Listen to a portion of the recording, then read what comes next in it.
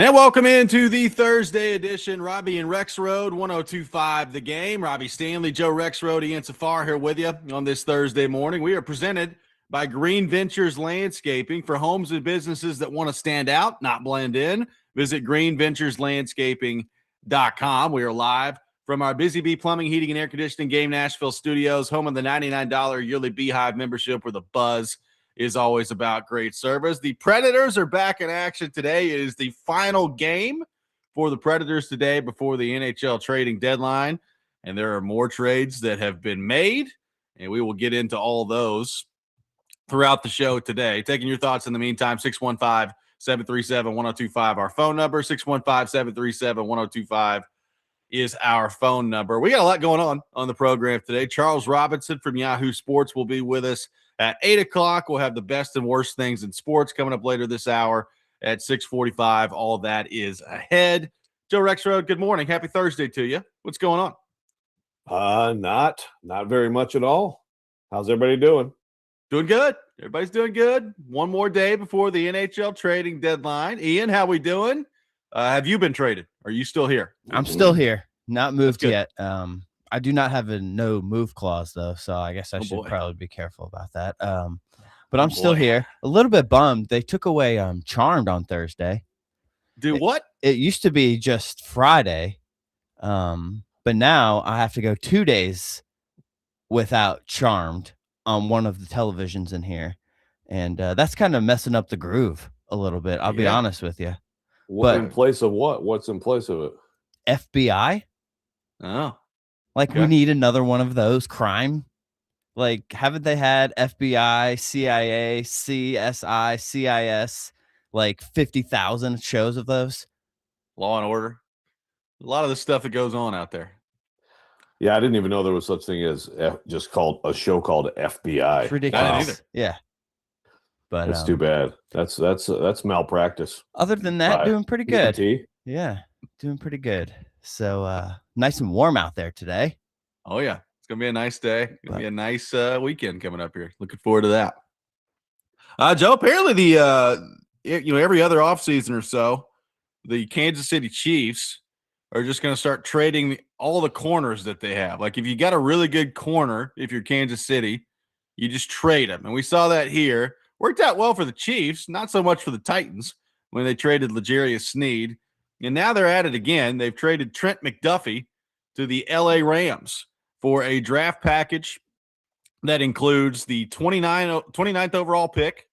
It also includes 5th and 6th round picks and a 2027 third round pick. So that's a pretty good haul for the Chiefs to get Trent McDuffie out of there. It fills a need for the Rams. Who were picking twice in the first round, so they'll still maintain their first pick, which I believe is the number 13 overall pick, but they had 2 first-round picks. Now one of them going to the Chiefs, who now have 2 first-round picks, and the Rams land Trent McDuffie. What'd you make of that move yesterday? Well, first of all, Patrick Mahomes was like, huh? On the website you're not on anymore. So I guess I have to break news to you now on Twitter when people react with interesting reactions, because he was like, or I don't know, it was like, huh, or what, or something like that. Basically, are you serious? I saw it. Okay. Yeah. Well, how did you see it? It's stuff that goes on Twitter. It goes everywhere, Joe. That's the beauty of deleting Twitter. You can still find everything else. I thought you still had to have the app to see the things. You know what I mean? With Facebook, that's what it's like. Well, yeah, but what I'm saying is when Mahomes does something like that, it's written about on all these other websites. I got you. Okay. And they'll just post it in the story. They'll just post it in the story. Yeah. Your people at The Athletic, you should use your app. They do it all the time. Your app is very useful when it comes to sports, if you knew that. It is. Yeah, well, that is interesting because it does make sense that you would be able to see it either way. But if you told me, even if you have an article with an embedded tweet, you know what I mean?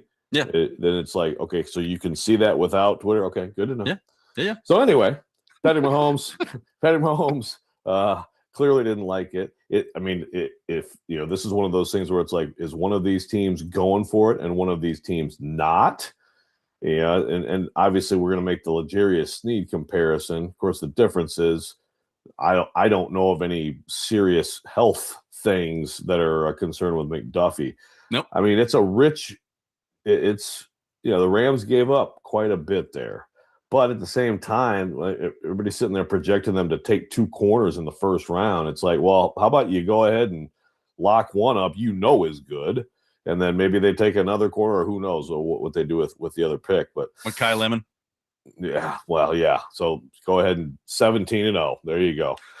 No, I mean, I understand that it's a big pay, but I like it from the Rams' perspective. Again, I am the guy who, like I said, I like L'Jarius Sneed too, but I think it makes sense for the Rams. That's the obvious glaring area of need, and he's really good. And again, I don't know of. I mean, that's the big difference. I don't know of any health concerns where he's going to, not take part in camp and they hope he plays in games. This is funny. I didn't realize this, and I'm reading this story from ESPN.com that Sarah Bishop and Barshop and Nate Taylor put together. So apparently, like last year, Trent McDuffie was at this like back to school event in Kansas City, and some kid asked him what other team he'd like to play for other than the Chiefs, and he said, "quote You're going to get me in trouble. Let's think. If I could play for another team, I'd probably want to play close to my family. So that would be the LA Rams so that my family can see every single game." There you go. This kid getting to the bottom of it a year ago. Kid journalism. Yeah. Well done. Sometimes that happens. I actually saw a kid did something similar with Connor McDavid like 3-4 weeks ago, and he would not answer the question. Did not do it.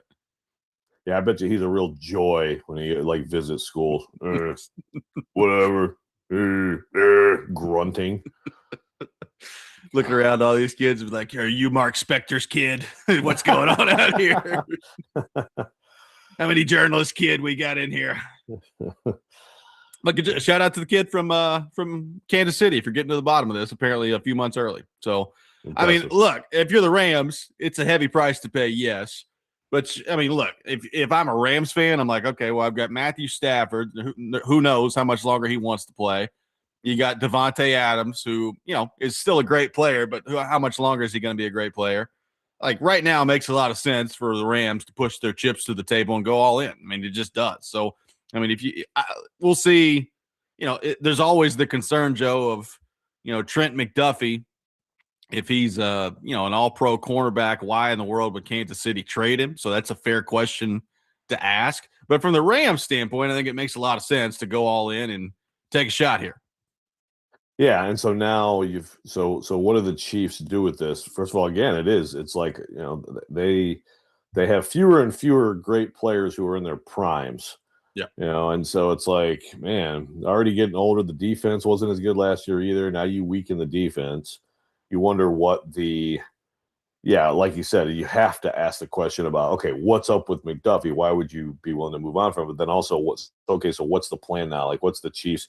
We've talked about, well, how about the Chiefs with Makai Lemon?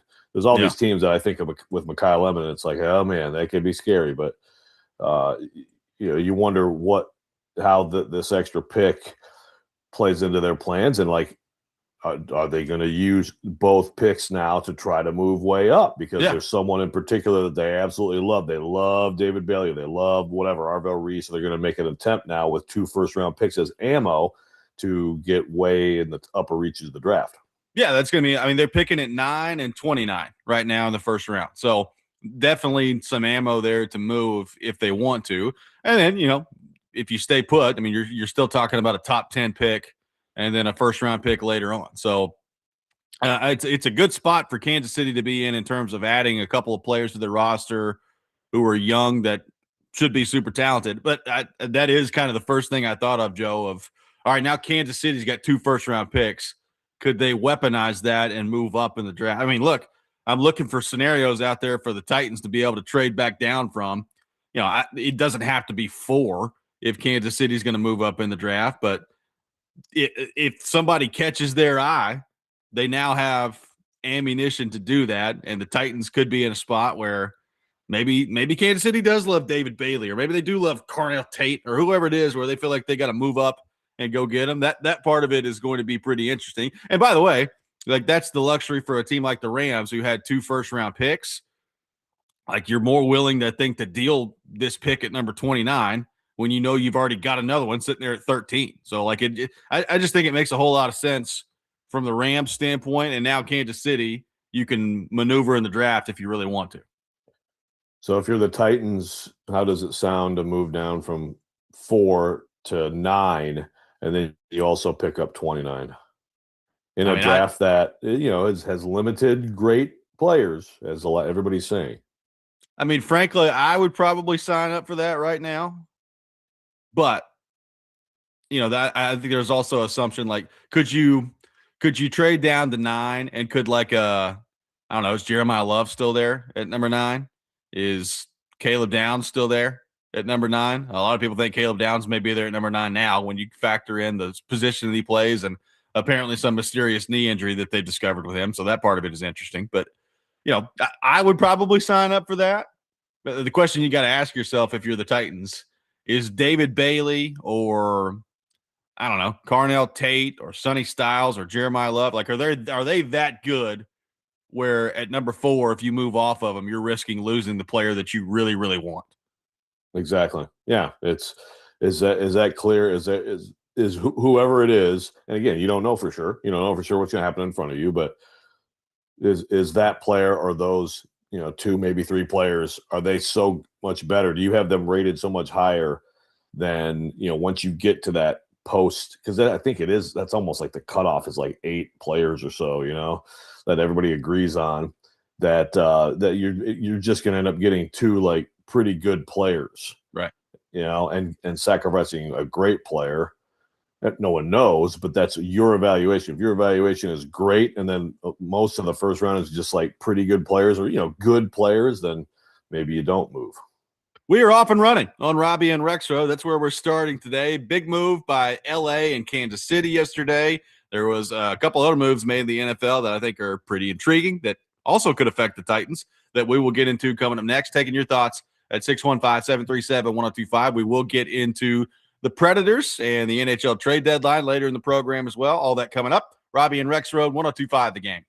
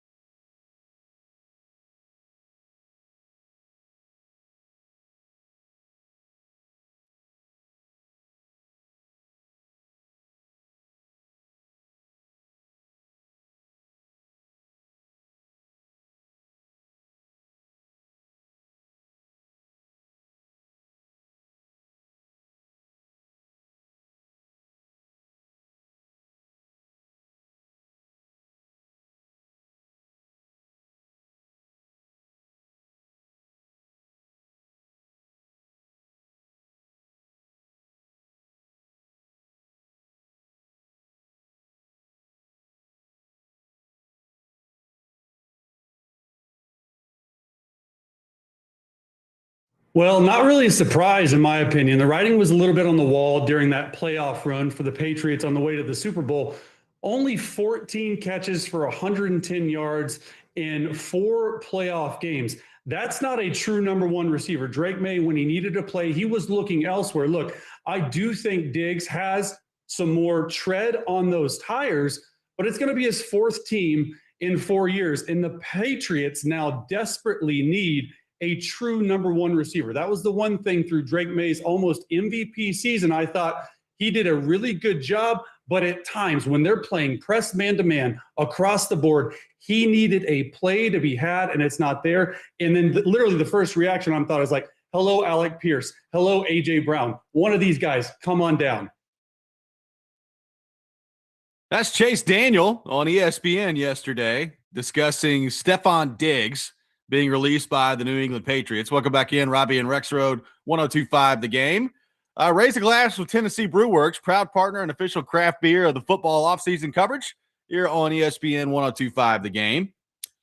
Joe, so Diggs going to be released. His salary was going to go from his cap hit was going to go from $10.5 million to $26.5 million if he was on the roster next week. So that would be the catalyst for the move here. Diggs is going to be out there and available, which does affect the Titans from this standpoint, Joe. I mean, I guess, number one, it adds another wide receiver to the market. So if you want to, you can go sign Stefon Diggs. I don't know that I would do that if I'm the Titans, but he's at least out there. But number two, like, it's very clear, like, New England needs at least one, maybe two wide receivers here, okay? Yes. So whether it's A.J. Brown and they make that trade with Philadelphia, which a lot of people are talking about right now, or whether it is the free agent route, could be both, or of a guy like Alec Pierce making it free agency and New England targeting him. Like, this could affect the Titans because you got a team that, number one, was really good last year,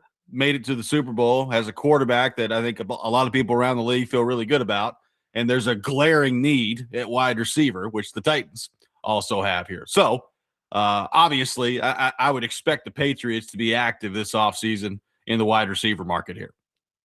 Yeah, you got to think that this increases the possibility of the A.J. Brown thing happening. Diggs wears out his welcome pretty quickly. You know, Vrabel last year kind of deflected all the stuff, including the whatever the heck happened on that boat with Diggs and other stuff. It wasn't like it was some big, controversy-filled year, but and he does have felony strangulation charges. Yeah, that's right. Yeah, personal chef. So there's yeah, and he's good, but he's not great. So to me, it's like you almost like if you want to compare the situations, look, AJ Brown he's emotional. He's emotional on the sidelines. I think sometimes the stuff in Philadelphia actually was not good that he and Jalen Hurts are like longtime friends. You know what I mean? I think sometimes like that it looked like it looked worse on the sidelines, and maybe he even like had too much like comfort in doing some of the stuff he did. I think if he went back with Vrabel, I think it'd go fine. And I still think he may not, I think he's probably on the downside of his peak as a player, but that still puts him top 12-ish in the league, something like that as a receiver. Yeah, I mean, fair. People in Philadelphia are acting like he's like 33 years old. I mean, he's 28. I mean, he'll be 29 in June. So, look, it's not like he's had some clean bill of health the whole time. He's had some knee injuries. Like, he's had some injuries. So is A.J. Brown ever going to put together, an 106 catch, 1,500-yard year like he did a couple years ago in Philadelphia again? Is he going to do that again? I don't know. Maybe not.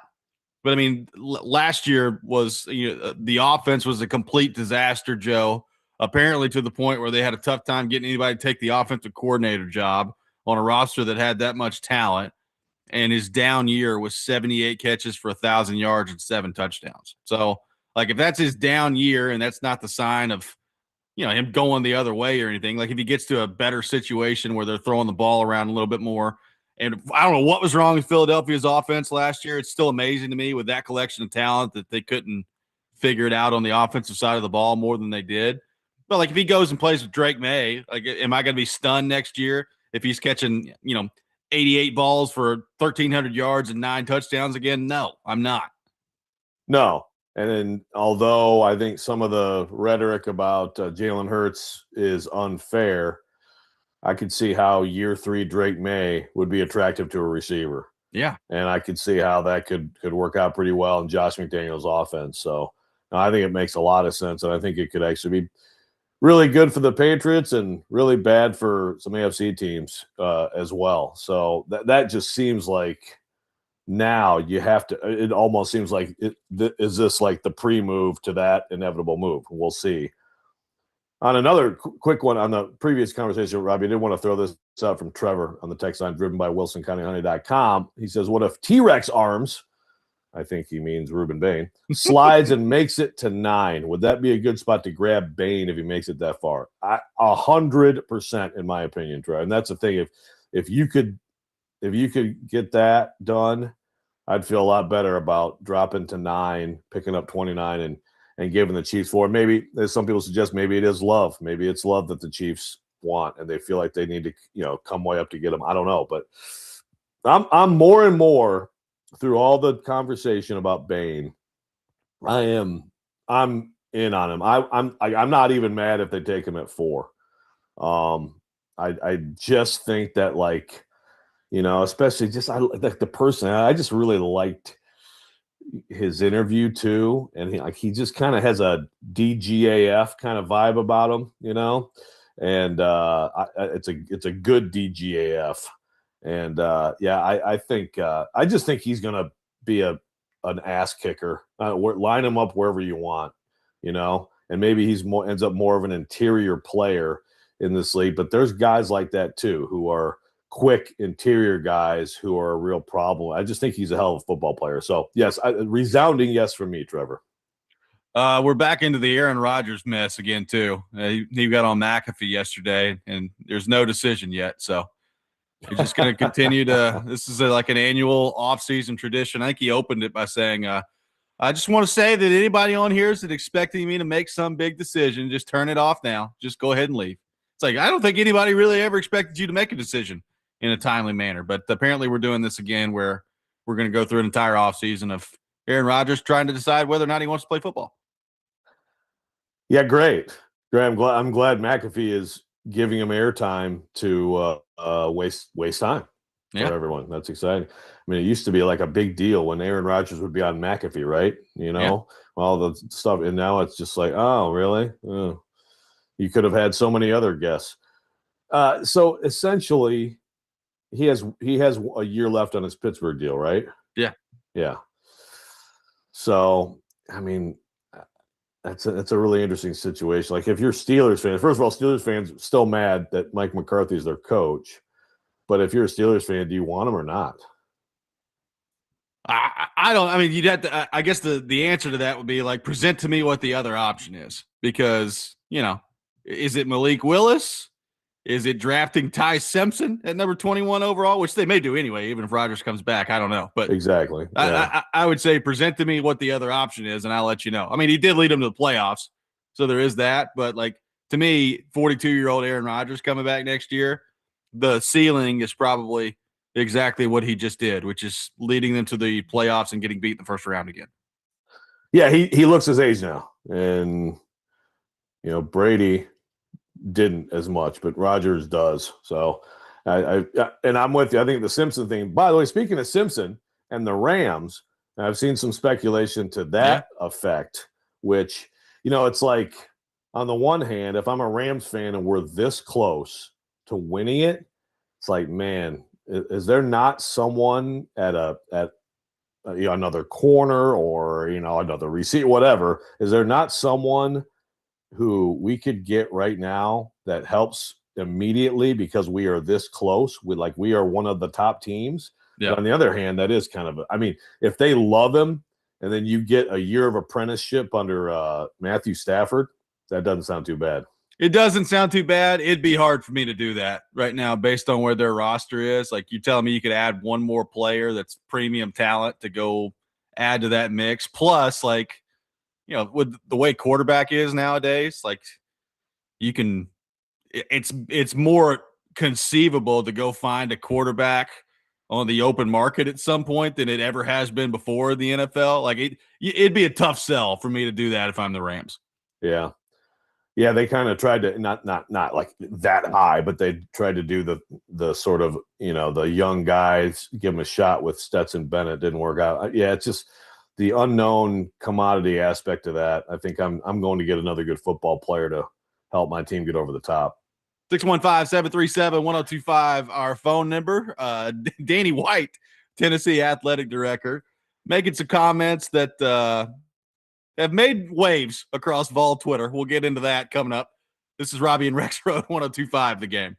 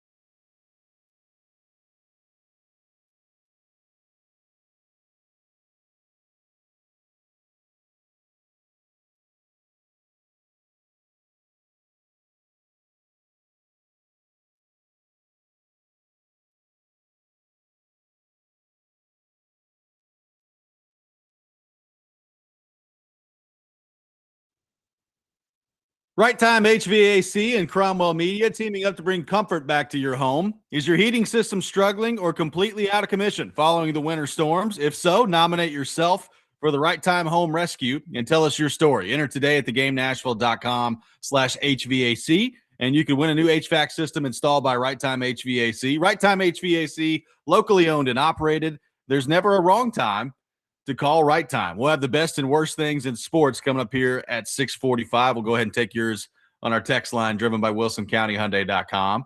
We will get into the Preds and the NHL trade deadline. Another move made last night by the Predators, and one more game coming before the deadline tomorrow. We will get into that in the 7 o'clock hour.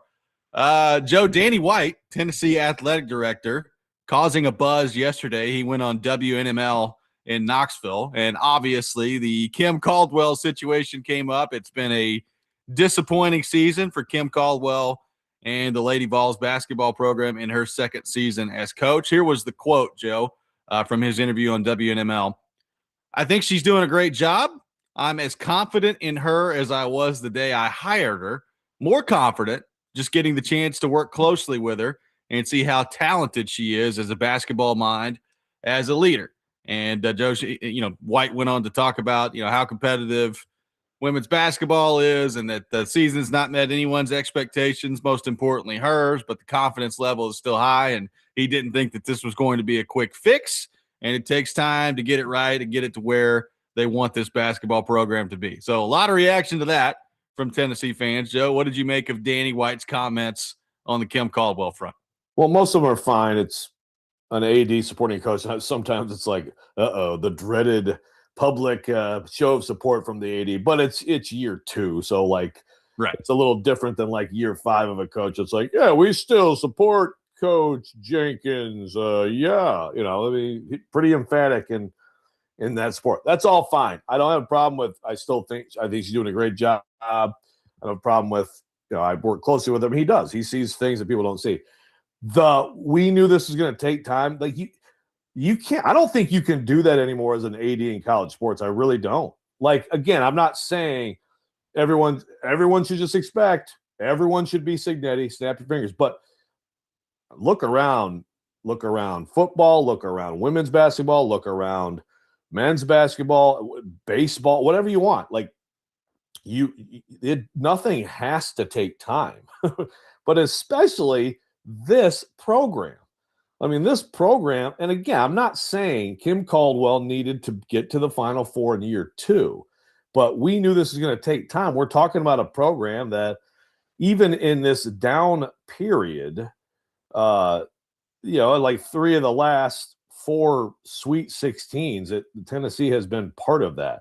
This year's team is going to have to pull off an upset to get to. And by the way, Kim Caldwell got to 1 in her first year. But I just think that's one of those things that ADs need to like remove from their repertoire. Like no one wants to hear that anymore. It doesn't mean. I mean, I don't think you can put timelines on things, but ultimately, like you have to take into account what the program is, what it has done, and then like there's the 4-year plan, the 5-year plan that does not exist anymore. I mean, I understand like they have a lot of money and sometimes things kind of work your way. We talk about Signetti. I mean, Dusty May at Michigan. And it's not like it's been a good program, but it's not a blue blood college basketball program. He's got like an unbelievable team in year 2, and he had a really good team in year 1. He went in the portal, he made good choices, he coached really well. You can look all over the place and find these things. So like Shea Ralph at Vanderbilt, that has sort of built to this, but also when she started, things were a little more traditional than they are now, right? Now it's like, Tennessee should be able to, like next year, Tennessee should, if you make the right choices, and again, you coach well, you should be able to have a great team. Well, yes. I mean, he talked about in those comments that the recruiting has elevated significantly and that he's excited for the young players. And that's all great. And, it's not like recruiting is unimportant here, Joe. But to your point, Like, you can change over your entire roster this offseason if you want to, right? And some of that may be up to you, some of it's not.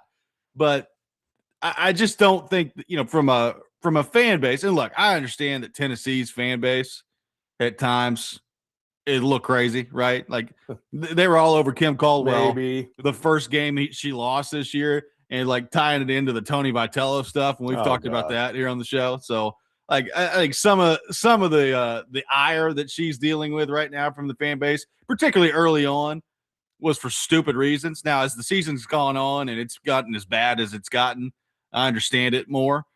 They were never going to fire her this offseason. Like there were some Tennessee fans that were like, well, I guess he's not making a move this offseason. It's like, well, did you actually think that they were going to fire Kim Caldwell after her second year? I mean, I don't think you're living in reality if that's the case. Not in any way, no. And by the way, look, some of this, like it is possible to have young players on your roster and be excited about the future. Paldo is a freshman who I love her game and fearless. And so like, you can see how she's going to be moving forward, a really key kind of, I think, team leader and point guard and all that stuff. So, I mean, they're like that's part of it. Like, yeah, you're still recruiting in high school. You still have players who develop, but yeah, just the overall picture of this is, you just can't go with that. We knew this was gonna. You should not have known that. If you knew it was gonna take a long time, then you're not paying attention to college sports and the investment that goes into these programs winning right now. I mean, it's all over the place. Now, you mentioned the Vitello stuff. That's just unfair. That's stupid. I mean, like, it's been shot down by every person who in the know, including Vitello. It's just one of those things that takes on a life of its own because like one person says it on a message board, right? Yeah. Another thing that just happened is, Kaya Wynn just quit the team. It's not a good look for Kim Caldwell. And she basically said, I think it was Mike Wilson who talked to her. She basically said because she didn't start on senior day, like that, like was just like the last straw for her. Kim didn't say much, and it's a bad look. It doesn't look good. It seems like there's a lot of players who don't like her, and it's just you pile that on to everything, and it's like, man. But Tess Darby had a comment. Apparently, she was dragged into the conversation because I guess she didn't start on senior day too. So I'm going to read this that Tess Darby put on Twitter. She said, I wanted to clear the air. I was a fifth year, had 2 senior days, didn't start either one under 2 different coaching staffs. In Coach Kim's system, starting is earned off the previous game's performance. Numbers don't lie. I didn't earn the right to start that game, and that's on me. Accountability isn't disrespect, and standards aren't mistreatment. I've always had and still have a great relationship with Coach Kim and the previous staff. Love and respect them all, and I'm thankful for the opportunities they gave me, end quote. So, I mean, I'm glad Tess Darby put that out there. Look, it's like she does some unconventional things, right? Like there's an example, we know that she does full on line changes. It's just like, okay, here's a new 5. She's trying to wear other teams out. And I think it's the fair questions about that style, again, working at the highest level of women's college basketball. But this is a little bit of a counter to some of this snowball rolling downhill of like, Kim Caldwell has completely lost her team and is in overhead, et cetera, et cetera. Yeah, I thought the Kaya Wynn stuff was kind of loser behavior, to be honest with you. It just screams loser. That was my reaction to it. Yeah, it's just like, it's like I think it's sour grapes about losing playing time. And she's just, and she's like one of those players who's a very good defensive player, but like just the offensive skill isn't really there. So I'm not surprised that she kind of got on the fringe of the playing group this year. So again, if this is how, like Tess Darby says, like how she does it, like a lot of coaches do, they're just going to start the seniors. Even some coaches are like, they may have 3 senior walk-ons. It's a huge game. They'll still let them play like the first minute, but different coaches do it differently. 615-737-1025 is our phone number. The best and worst things in sports. We'll take your best things, your worst things coming up next. Robby and Rexrode, 1025 The Game.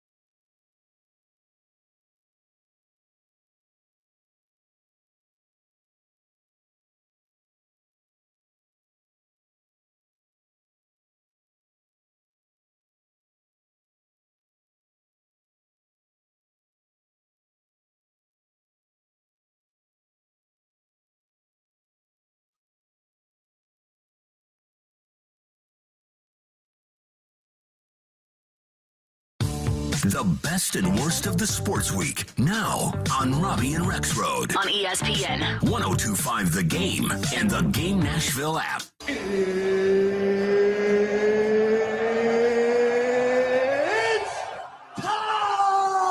This is the worst. You look like you're feeling sorry for yourself. He's one of one. He is him. This is a Coke bottle. It's not a crystal ball. When I woke up this morning, I was feeling pretty dangerous. Okay, let's go. It is time for the best and worst things in sports. We'll take your best things, your worst things on our text line driven by WilsonCountyHyundai.com, 615-737-1025. Joe Rexrode, kick us off with your best and worst things in the world of sports. All right, best in sports. I'm going to go to Saturday Night Live. The opening of Saturday Night Live Saturday. You got Jack and Quinn Hughes in there, Hillary Knight, Megan Keller. I thought it was a perfect way to deal with all the crap that followed the gold medals. I thought they hit the perfect notes. They were all hilarious. Some of them may have a better future in acting than others. But the jokes were on point. I mean, basically, it's make fun of one jack wagon comment that caused all this issue. And when it comes down to it over time, we're going to remember the gold medals and not the screaming that resulted. But I thought that was a great idea, well written, and they did well with it. My worst in sports is Lou Holtz. I know that he's been struggling, but of course he passed away yesterday. And you're talking like a polarizing figure, Lou Holtz. Obviously a great coach, national championship, the last national championship, by the way, for Notre Dame in 1988. But also, a guy who provided a lot of entertainment over the years. And I saw some clips that were circulating yesterday of like the old, like Lou Holtz and Mark May debating, Heisman winners or, playoff, team, whatever, college football. That used to be the thing. That used to be the late night college football show. And they would both drive me crazy, like a lot of people, but also they made me laugh a lot. So Lou Holtz, dead at 89, rest in peace. Absolutely. Ian Safar, your best and worst things in the world of sports. Best thing in sports. I read this article the other day. Paralympic snowboarder Mike Schultz has made his own prosthetic leg to enhance his performance. I guess of what the normal ones weren't like up to code per se for like snowboarding.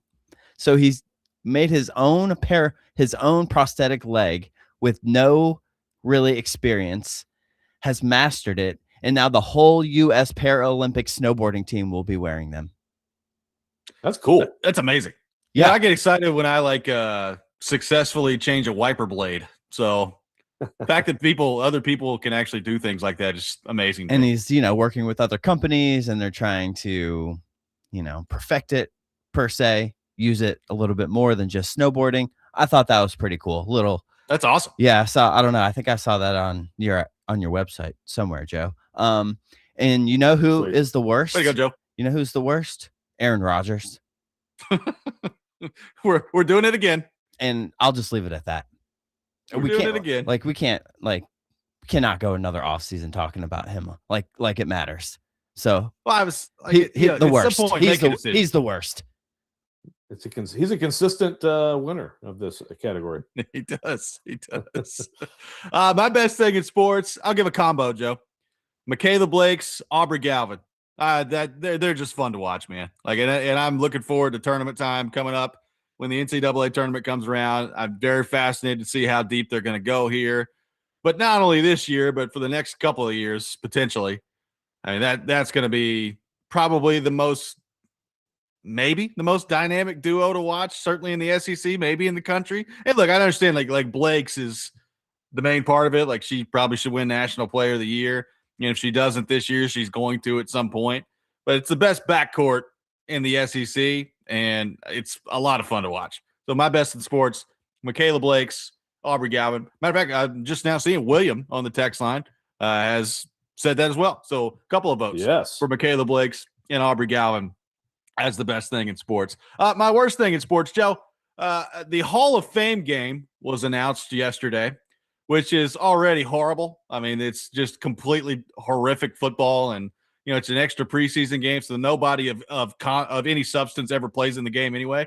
But now we add it's going to be the Arizona Cardinals and the Carolina Panthers. And if you want to guarantee a way for me to not watch a football game, have it be the Hall of Fame game between the Arizona Cardinals and the Carolina Panthers. And I understand why those two teams are in there. Like, Larry Fitzgerald's going in the Hall.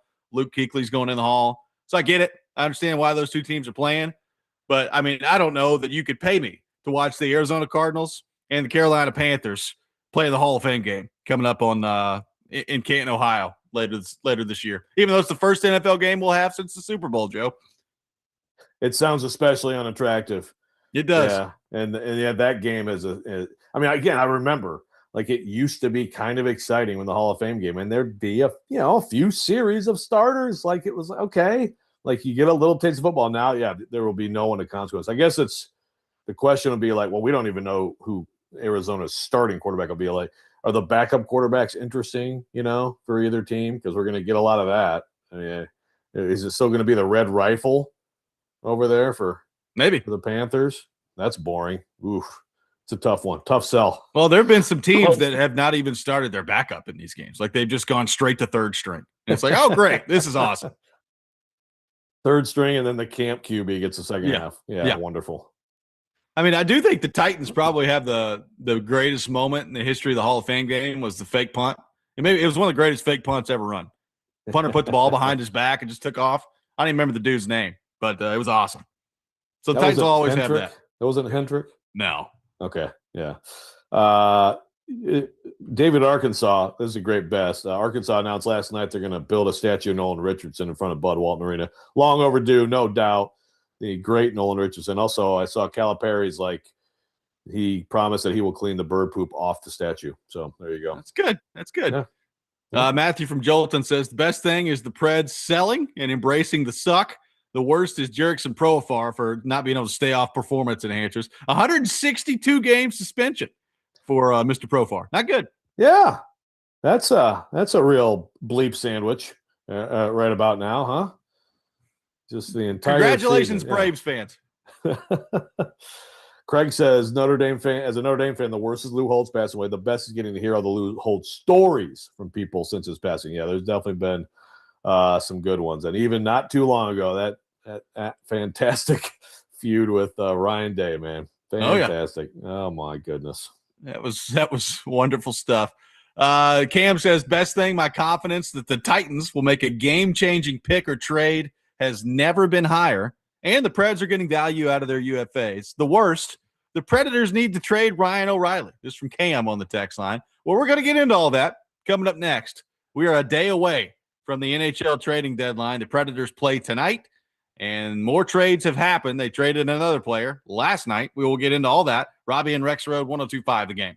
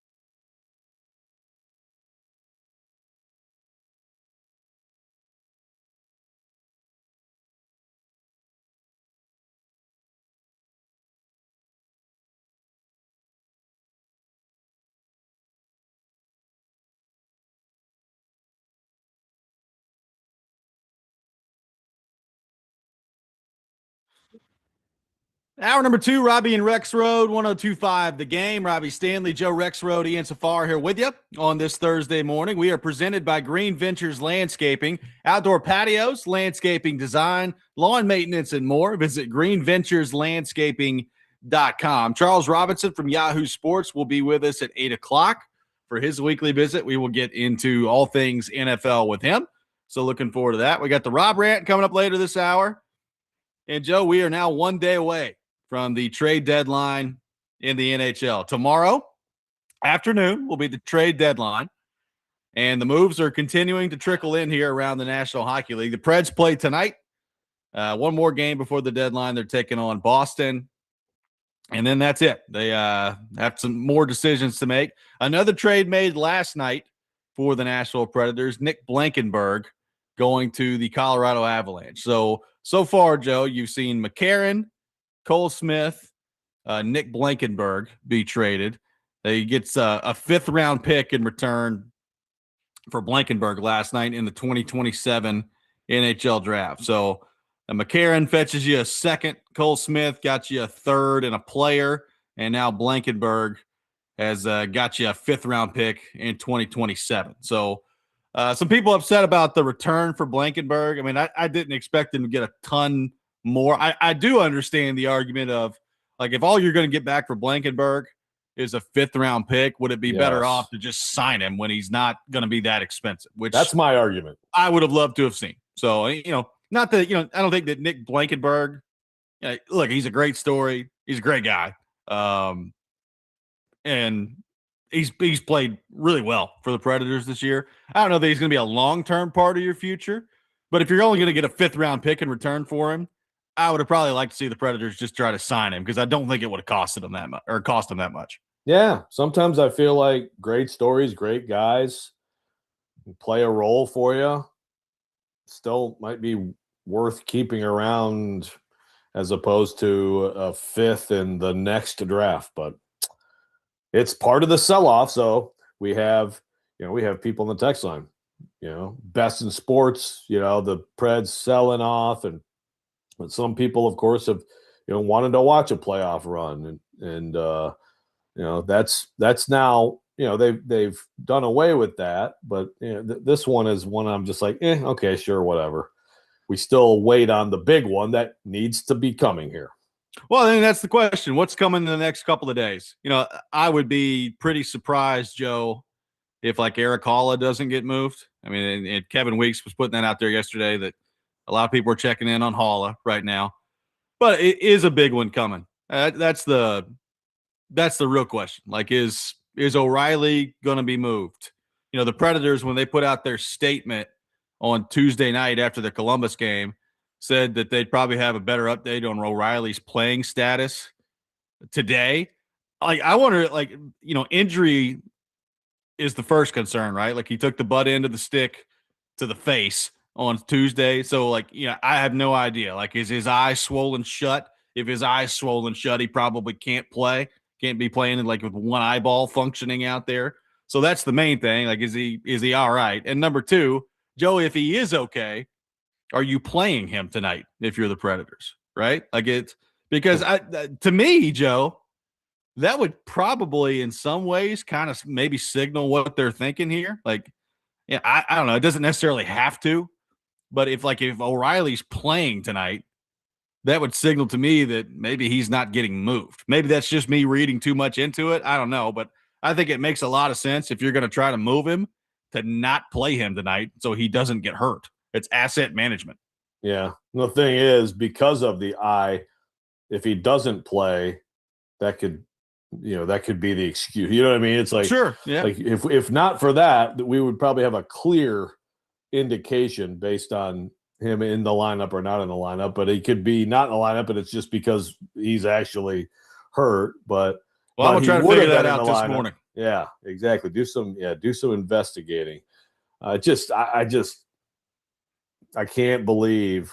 First of all, we obviously have no idea what is happening with these calls or what people are offering. But if you're Barry Trotz, there is a full day tomorrow to take calls, right? Sure. So why would I how could you be resolved right now to the point where, yeah, put him in the lineup, he's staying.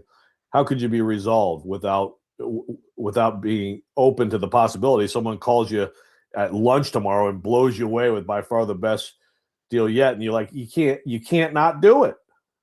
Well, by the way, everybody keeps talking about it being a buyer's market right now, which means there's a lot of players that are available, and maybe the price to get some of these players won't be as bad as maybe some of these teams think. And then you see us like this ridiculous deal that the Oilers did yesterday, where they get Jason Dickinson from the Chicago Blackhawks, who is like, I mean, he's okay. Like, he's not really that great of a player. He's okay. But the Oilers send a first round, like a conditional first round pick to the Blackhawks. And it's just like, really? Like, I keep looking at some of these deals that get made, and I'm like, well, if, like, you know, people were blown away by the Michael McCarron thing, even though I told you not to be, that you got a second round pick, and then Dickinson gets moved to the Oilers last night, and a first round pick is a part of the deal, and the Blackhawks are retaining 50% of the salary, so you got to factor that in too. But it's like, if he's getting that, I mean, Ryan O'Reilly at the rate things are going right now, and he's going to it's going to be a massive deal if you trade Ryan O'Reilly. I mean, it's just so everybody keeps talking about the buyer's market, and I understand it. Like, there's a lot of players who look like they're available, but to me, that's not being reflected in the prices right now. Like, the prices these teams are getting for these trades are pretty good. Yeah, if he's worth a first of all, I'm having Ryan Hartman flashbacks 8 years ago and Chicago. Although, I mean, that, like, at that time, like, that made more sense at the time than what you just laid out for us. Yeah. So yeah, what does that mean for Ryan O'Reilly? I mean, Jason Dickinson ridiculous. Has 13 points in 47 games this year. He's a center, which yippee, but he's got 13 points in 47 games.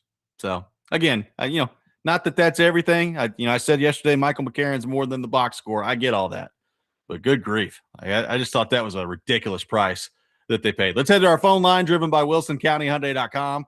Welcome in Bob and Antioch to the program. Bob, good morning. Thank you for calling in.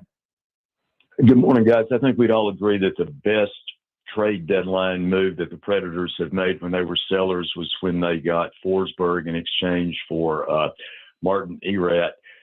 If they move one of their big name players, are there any prospects who might be considered similar to Forsberg at that stage that you're aware of that you'd like to see them go after? Yeah, thanks for the call, Bob. It's an interesting question. I'm going to be totally honest with you. I have not kept a running prospect list of like all the teams that could be involved here. And I think it would be another thing, Joe, like, in specifically O'Reilly's case, I have no idea who's going to trade for him. Like, we had Wyshynski on the other day. I think if O'Reilly's available, there'll be like 11 teams that try to get him. So I don't know. I to answer the question, I don't know. I'm sure that they're, depending on who you are, like, I'm not overly familiar with Minnesota's prospect system. I would guess that it's been depleted a little bit this year when you've traded for Quinn Hughes. They just gave up a second-round pick for Michael McCarron. So the assets that Minnesota may have right now may not be as high as some of these other teams. Like, obviously, Colorado has been a team that's been going for it. They traded one of their big prospects in Cal Ritchie last year to go get Brock Nelson. So I don't think that Colorado is like running rampant with all these prospects right now. So it would just depend on where he goes. I don't have a good answer on that front. To me, it's just obviously you're getting a first and whatever. You can throw in, thirds, whatever, but you're getting a first and you're getting a prospect at least. And I don't know, who knows what, but the prospect has to be a high level center prospect, right? Like that's to me, it's like you need someone who is on the rise and looks like he could potentially, and I know you're narrowing this now to like how many teams have this and are willing to part with this. But if you want O'Reilly and you think he's the final piece, you got to part with that centerman prospect who you think has the potential to be a top 6 guy, in the next 2-3 years.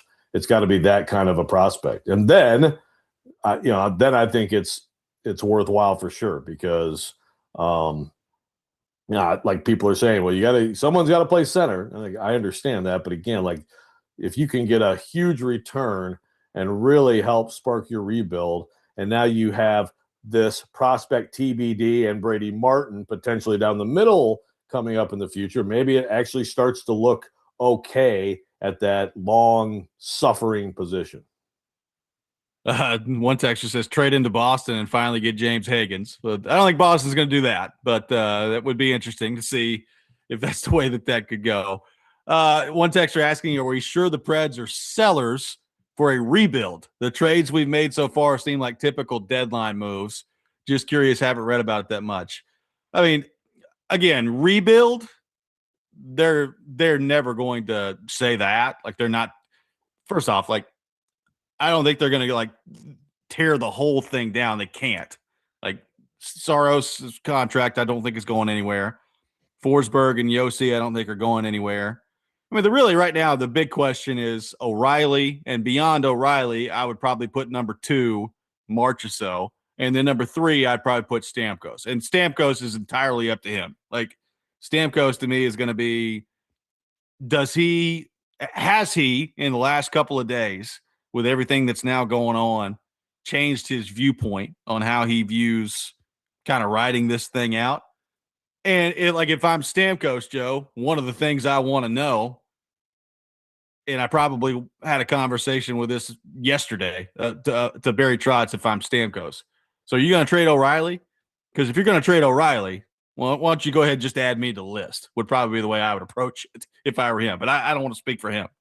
Yeah, no, for sure. And run out of time for all these things to happen. So, it's just, I'm sorry, but like, I'm not saying you must now trade Ryan O'Reilly no matter what, but it's just hard for me to believe you're not getting great offers. You just lay it out. Like, teams, GMs from time to time just go totally off the reservation and make a deal that doesn't represent the market at large. But that deal, you cannot tell me that that you're not getting a huge haul. And there's just like the idea of, he doesn't have trade protection, but we're deferring to him. That doesn't fly, man. No. Not if you're going to do this. Not if you're going to do what you've done so far. No, I agree. Like, it's one thing if you're kind of on the fence, but if you start moving pieces, like, that philosophy needs to go out the window. 615-737-1025 is our phone number. Lots more to get to on the Preds and the NHL trading deadline. We'll take more of your thoughts, your questions on our text line driven by WilsonCountyHyundai.com. Robby and Rexrode, 1025 The Game.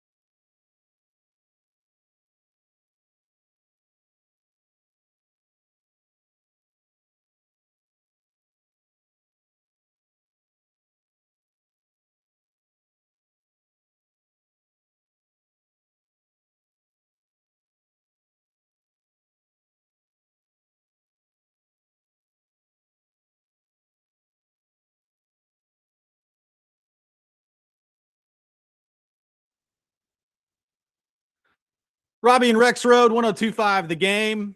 Taking your thoughts on our phone and text lines driven by WilsonCountyHyundai.com, 615-737-1025. NHL trade deadline is tomorrow. Preds in action tonight taking on the Bruins. They have already traded away Michael McCarron, Cole Smith, Nick Blankenberg. And I would imagine they're not done. The question is, how many more are going to be traded from the Nashville Predators? Is Ryan O'Reilly going to be on that list? Is Steven Stamkos going to be added to that list? We'll take your thoughts on all that.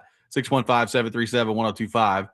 Joe, one texter asking, at some point, does having 30 draft picks have to pan out, or is hockey like the NFL and you trade 10 of them for a good player? It seems like we always have a bunch of draft picks, and we got Luke Evangelista and who? Where are the young guys?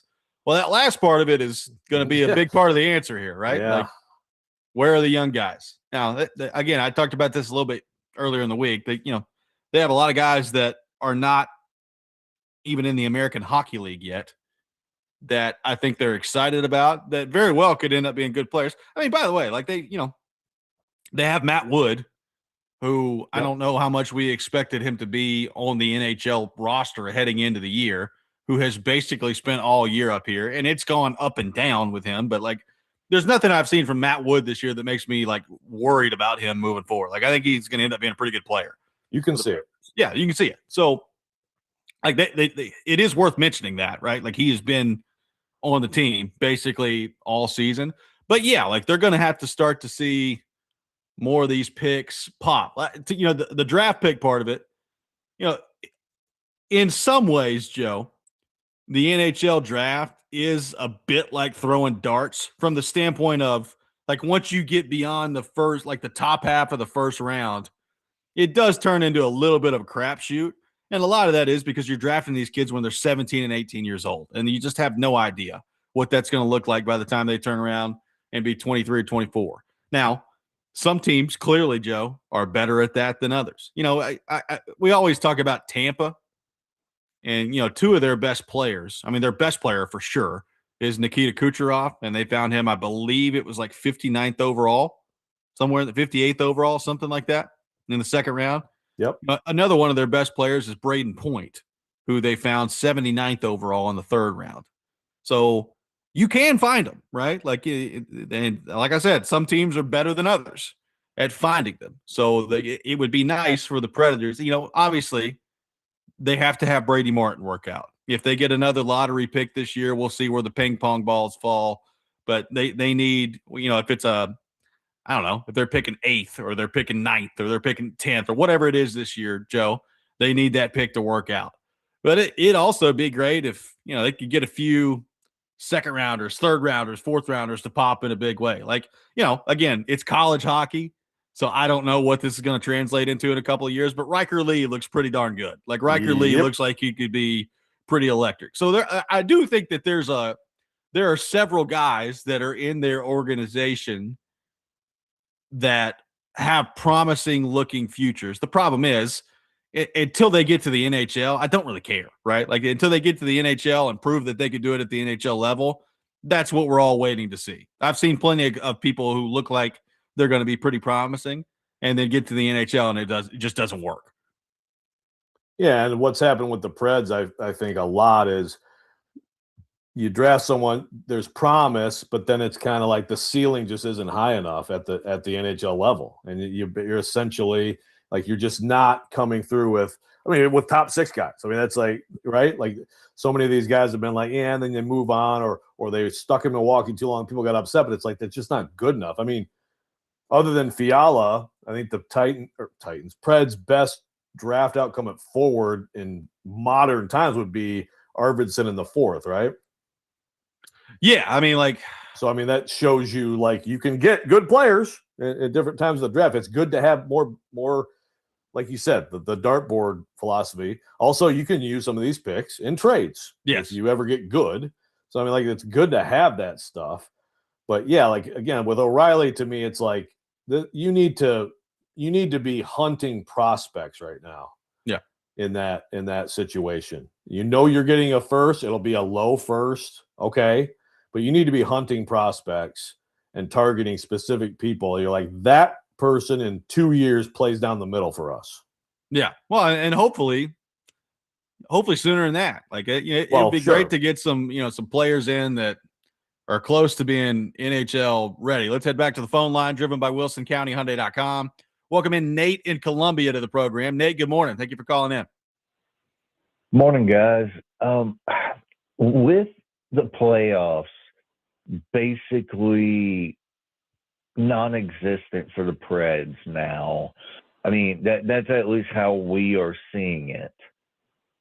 Do y'all think the prospects are going to be playing more freely since they were basically skating on the thinnest of ice, unintended, when, the playoffs were kind of still alive, where if they made a mistake, they basically were going to get benched?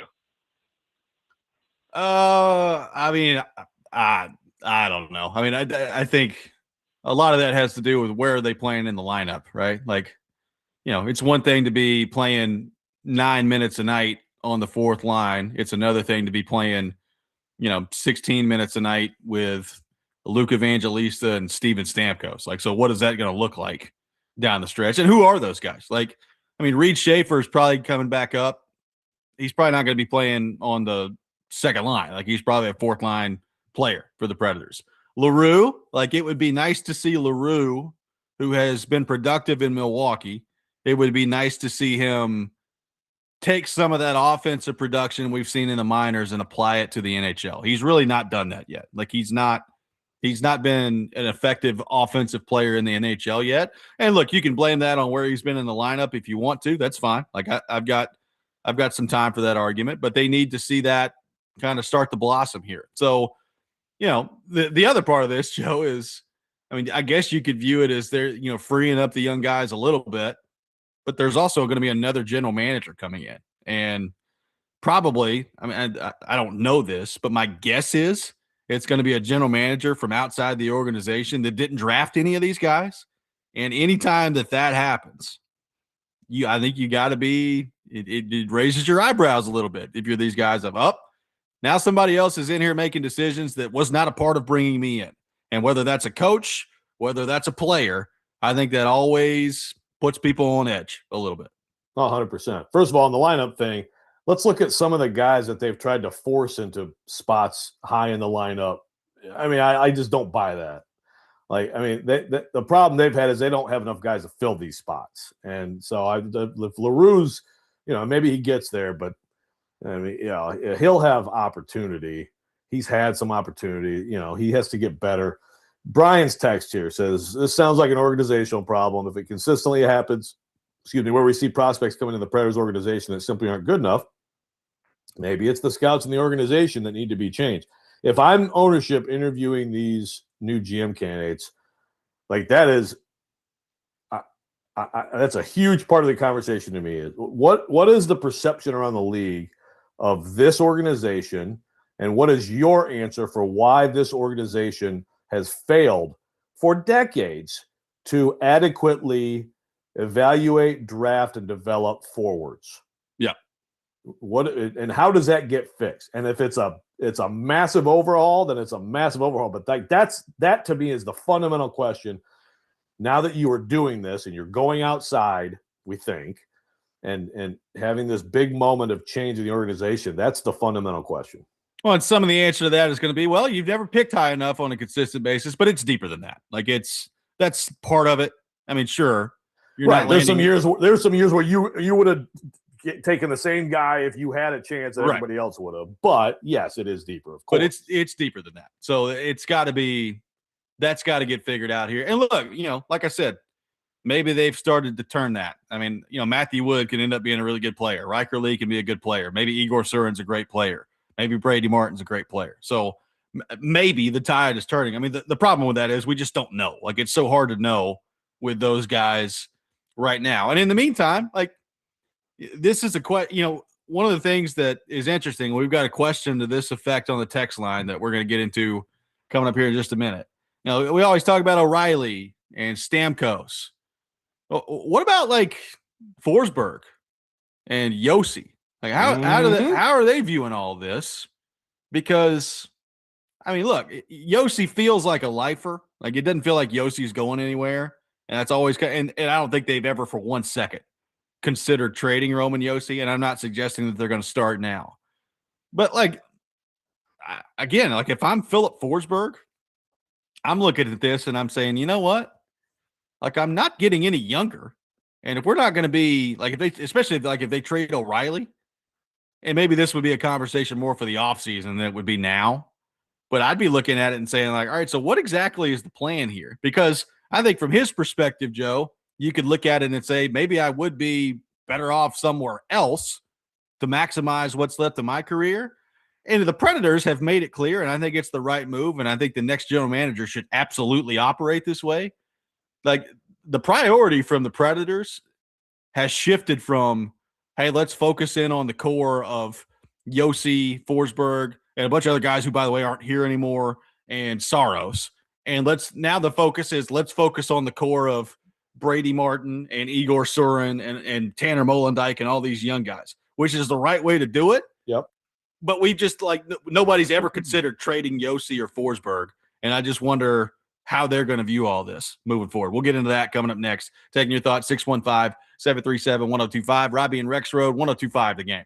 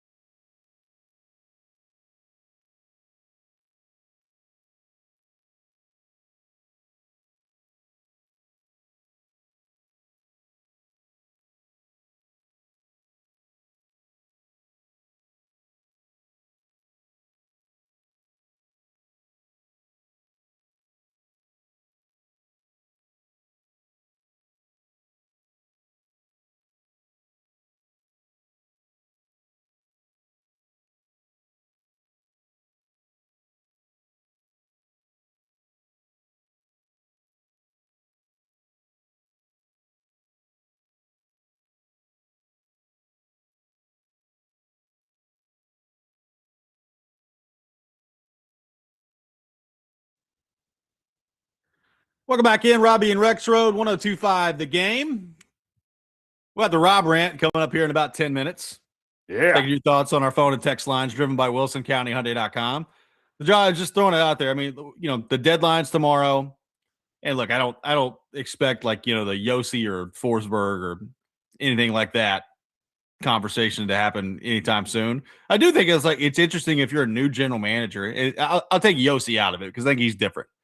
But if you're a new general manager, depending on how you're looking at the roster right now, let's say O'Reilly gets traded in the next day or two, and Stamkos gets traded either in the next day or two or in the offseason. You're looking at a roster at that point that's going to have a lot of young guys on it. I don't know. What does that look like from a Philip Forsberg, who, by the way, we talk about all these other guys that have protection. Like Philip Forsberg has full trade protection. So, he's in total control of what happens with his future here, as is Yossi, as is Saros. So, we've had that conversation before. I just wonder, it's clear that the Predators are not really focused on their core anymore, and they shouldn't be. So what does that mean for how they view it moving forward? And particularly what the guy I'm talking about is Forsberg. Yeah. No, it's a really interesting question. And we haven't gotten into this. Someone asked earlier, the Oilers. I think we've talked about this, but is there any possibility that someone would be like, man, that's a lot of term and it's hard to make the money work, but Saros could be the last piece? I mean, is that too much fantasy to even discuss? I don't know that it's too much fantasy to discuss. I think he's gonna have to play better. I think that's part of it. If he was having a really good year and they were in the same spot, be different. Yeah, because seriously, if you're I have no idea. Obviously, you'd have to do some stuff. If you're the Oilers, for example, and there's other teams, it's even if he's not a Vezina guy, if he's a top 10-ish goalie, would Saros, do you believe if UC Saros was on the Edmonton Oilers, that might put them over the top and win a cup? I mean, they've been in a better spot than they are with Tristan Jarry. I mean, it's for sure. Yeah.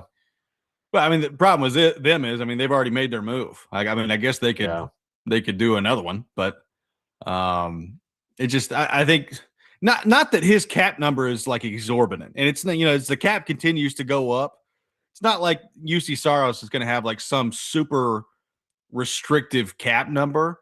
I think a lot of it's just about the term, though. It's the term involved with it and how old he is, which, it's not like he's ancient, but you're talking about a goalie that's in his 30s that's still got a ton of term left, and that the numbers suggest he's going the wrong way. I just think that's a hard combination to move at that point. And by the way, he's got full trade protection. So even assumed in all this is he would waive it.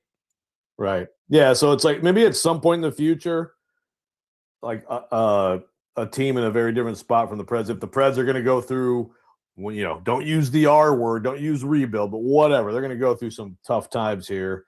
Is it possible that a team out there that's contending that's really the glaring hole says, okay, it's worthwhile to do this? But I think you hit it. It's he has to at some point demonstrate that the trend is not what it seems to be. And as we've talked about, when you're the smaller, athletically explosive goalie that relies on that twitch, it probably leaves you a little bit earlier, So, but at some point, maybe it becomes a thing. Well, and by the way, we had people asking earlier this week about Robert Thomas, right? So Robert Thomas, we talked with Wyshynski, a number one center who's 26 years old, who not having a great year, but you don't see those guys get moved a whole lot. It's well, you look at what's going on with Robert Thomas, and Detroit looks like they're closing in on him. And that, first off, that would be interesting. But if you're the Predators, I would have considered that. Now, it's always tough in your division, right? You don't see these things happen in division a whole lot when you're talking about some of these big moves.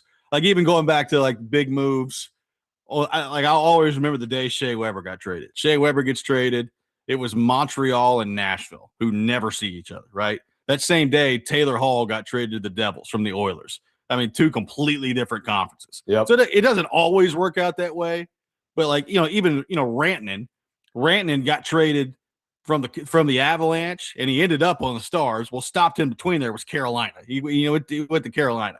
So I think when they're making like these huge deals, a lot of times teams prefer to do it in the opposite conference, or it just works out that way for whatever reason.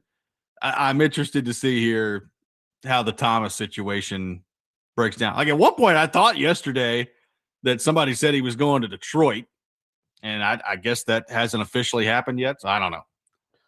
Let's go, Stevie Y. It's about time, Stevie Y. Get this done, baby. Yeah, that's true. That's true. It's been a bit underwhelming. Well, hey, big win against the Preds the other day. We'll see what happens on the Detroit front. Kind of closing thoughts here on the O'Reilly part of this before we move on to the rant here in just a few minutes. If it were me,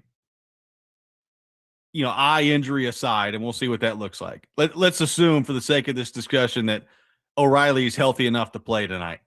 I just wouldn't do it if I'm the Predators. Like I think this is a situation where you look at it and you say, from a roster management standpoint, we're holding him out of the game tonight. And by the way, I mean, that doesn't mean you have to trade him, but it does mean that you're protecting what is going to be your biggest asset at the trading deadline. And, if you get to the end of the deadline and you haven't moved him, I mean, he could play for you over the weekend. That's fine. But I just think it would be smart for the Predators to hold him out tonight if he's healthy enough to play, and do your best to field your best offers and make a decision. Like we've talked about it. I know what I would do. I'd be moving Ryan O'Reilly. I think at the very minimum, Joe, I'd hold him out tonight, and you just have to really weigh what I assume are going to be really strong offers that are coming in. I just, with the way that trades are going right now, the market that I know is there for Ryan O'Reilly, there's got to be some really, really good offers that have come in. Yeah. You have to think so. And does it intensify tomorrow? Do you get down to two teams that really, really look at him as the answer, and all of a sudden the price gets driven up? So I'm total agreement. I mean, I might be outraged tomorrow if O'Reilly's on the ice tonight. You have the out with the eye, right? Yeah. And yet somehow in my mind, I can just see him out there playing, just absolutely throwing his body all over the place with a closed up eye, telling us after the game how he stinks. And then I guarantee you he's going to want to play. This is one of those situations where you might have to be like, hey, man, I'm sorry. Like, we have to sit you down tonight. At some point, like, you're allowed to tell Ryan, like say, no, sorry. Like, you should sit, or no, sorry. I know that you don't want to be traded. You don't have trade protection. We're trading you. Like, you can do that. Yeah. 615-737-1025 is our phone number. The Rob Rant coming up next. Charles Robinson from Yahoo Sports coming up at 8 o'clock. All that ahead. Robby and Rexrode 1025 The Game.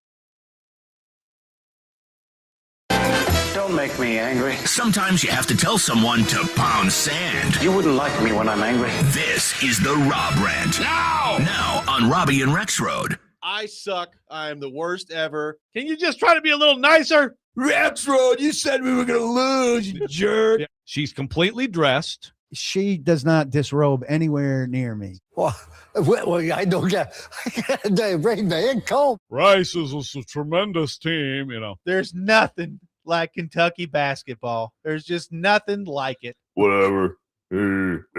Grunting. Think this is mating season. Win one for the Pekka. It is time for the Rob Rant. Take your thoughts at 615-737-1025. Joe, I have a message today. You know, we've had it's actually hilarious that I'm talking about this because Joey from Bellevue on the text line right now is talking about a urinal. Yeah. He's asking about, like, have you ever stopped at a gas station to use a bathroom, someone using the urinal and playing on the phone at the same time? I don't think I've seen that. I think I've seen people on their phones at a urinal. Okay. Well, that's a bold strategy. It is okay to put the phone down at the urinal for just a few minutes. You can get back on it, preferably after you've washed your hands. That reminds me of a story real quick. My buddy told me when he was in, he went to a game, I think in Knoxville. He went to the bathroom. Bruce Pearl walked in. Cameras down, everybody. Cameras down, no phones, he proclaimed. That's probably a good call. As everybody, yeah, yes. Probably a good call on that pretty front. Funny.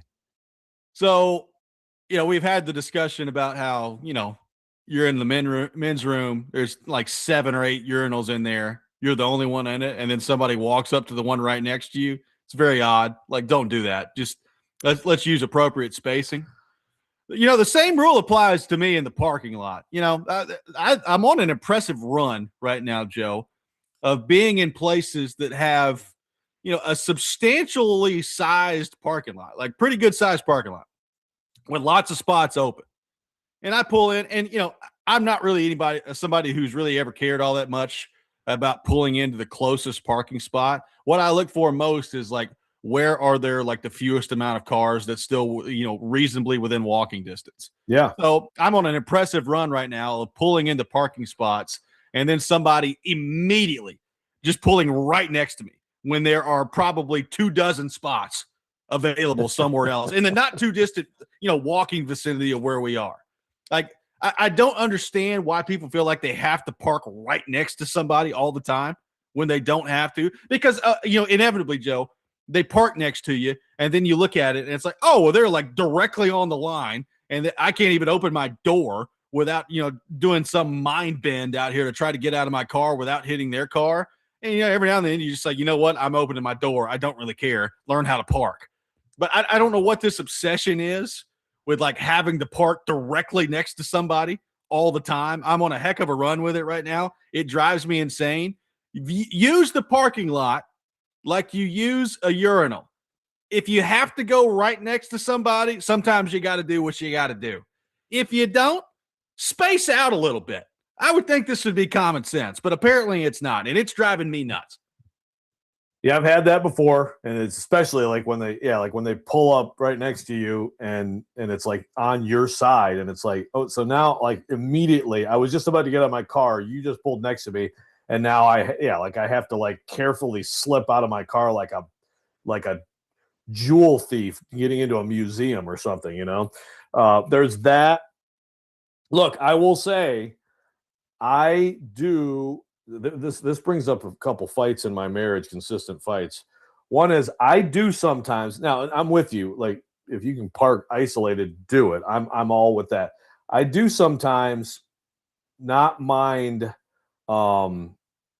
establishing a side, if that makes sense, but it's with distance. So in other words, if you're in a pretty busy lot and it's like, okay, there's plenty of space in this spot. If I park here and I park well and there's distance, now I eliminate the possibility someone is going to park right next to me and create a problem, if that makes sense. Okay. Yeah. So there is that. But the biggest thing for us is like this, like whenever I'm parking and Katie's like, well, why didn't you take that like super close spot? I'm like, why can't we, let's get 20 more steps in, let's get a little farther away from people and get 20 more steps in. And who cares? That's great. And then also we're like away from people. This will never not be an argument in our marriage. Liam says, quote, use the parking lot like you'd use a urinal, end quote. Be careful now. That is a drop. That is a drop. Robert says, I used the parking lot like a urinal once and I got a ticket. Maybe I should be more clear. Space out in the parking lot. Oh, man. Space out in the parking lot like you need to space out at the urinal. Maybe that's the better way to phrase it. Not use the parking lot like you use a urinal. My biggest thing with the parking situation right now, it's not necessarily in the parking lot, but I've been, I might have mentioned this recently, but I've been coming upon more and more, especially a gas station here near the station where I believe there's like a food establishment inside where there are people who park at the pump but don't actually pump gas. They go inside, get the food, come back in, eat it while parked at the pump. Okay, that's no pumping gas, and then they just drive off. That's acceptable at one place and one place only, and that is Buc-ee's because they got about 300 gas tanks. Yeah, I don't like the eating and staying there, but I have parked at a pump because there's no parking before it to run into a gas station and run out, get my car and leave. I've done that. Yeah, I don't like to do that. I'll pull in, start pumping my gas, see this car or two parked at these other pumps, have not seen anybody come out of the out of the car, finish pumping my gas, see them come out of their car, throw the food boxes away, get back in the car, and then drive off. And it's like, I haven't seen them pump gas. They're just sitting there eating the whole time. Yeah. Like there's spots over there. Do not take up a pump to sit there and not pump gas. Well, yeah, if there's spots for sure. Dennis has some good ones. Sometimes you sit down or you sit in your car to eat a quick lunch and then someone will pull right next to you, or you got your windows down and the person lights up a smoke. That's a good one. Let's head the phone line driven by WilsonCountyHyundai.com. Welcome in Gover to the program. Gover, good morning. Thank you for calling in. Gover. Good morning, guys. Hey, real quick, I know this is your rant, Robbie, but, as a guy who frequents the movie theater, I can tell you that more often than not, if you use the app, you can select your seat now, right, as opposed to just showing up for general admission. Oh, and I cannot tell you how many times in the past, 3-4 months, I have had my seat ready to go, proper distancing, in not a busy theater, and somebody has sat literally either right next to my right or one seat away. And I'm like, there are 14 rows in this theater and none of them are taken. What are you doing? It's insane. It would drive me nuts. It's awful. Have a good day, guys. Love you guys. Thank you, Gover. Appreciate it. Well, real quick, Robbie, Rick and Gallatin has one that's also kind of adjacent to this, and this definitely happens to me. You get seated like in a restaurant, and then it's wide open, and they seat someone right next to you, so you can hear each other's conversations in a mostly empty restaurant. Like, dude, can we get some space here? Ian, I think we did learn in this segment that Joe is an offender of both of these things. He parks directly next to people, and he parks at the gas station and just runs in. With space. The space is key. And, I mean, that is a huge difference, right? Like your scenario, if there's no issue open the door, that's obviously way less infuriating, right? It's still pretty infuriating, but yes, it is less infuriating. Fine. I look at people sometimes too, and I'm like, what are you doing? People probably think I'm insane, which I guess I am. I look at people and I'm just like, what are you doing? Why are you parking right here? Got this entire lot. There's 115 spots. It's ridiculous. And maybe one day I'll be looking at Joe in that situation. 615-737-1025, our phone number. Charles Robinson from Yahoo Sports will be with us coming up next. We'll get into all things NFL with him. Robby and Rexrode, 1025 The Game.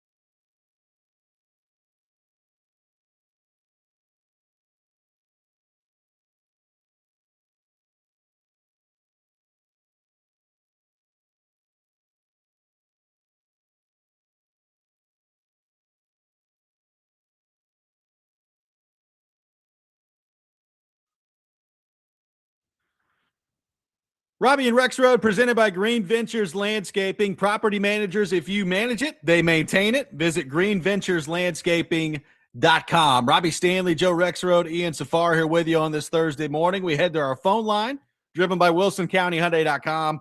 Welcome in our friend Charles Robinson to the program. Charles, good morning. How are you? What's going on, gents? How you doing this morning? Outstanding. Solid. Appreciate you taking time to be with us. Big trade yesterday in the NFL. Trent McDuffie going from the Chiefs to the LA Rams. We talked about it earlier in the show. Like, to me, Charles, from the Rams standpoint, makes a lot of sense. Like, that's a need that they have. They had 2 first-round picks anyway. You're a team that you can make the argument, second best team in the NFL this past year. So I get all that. What do you make of this move from the Kansas City side of things? Yeah, it's interesting. I mean, we've seen Kansas City.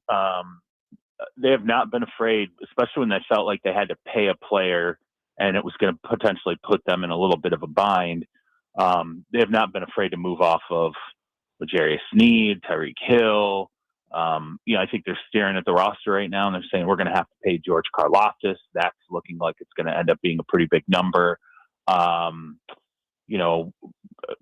Mahomes, I don't know how long Patrick Mahomes is going to make, take a $15 million, annual average value haircut. Like, I don't think he's doing the whole 10-year deal at $45 million a year. Maybe he will. I mean, that would be crazy. It would definitely be Tom Brady-esque in New England. But, I mean, the guy's been underpaid forever.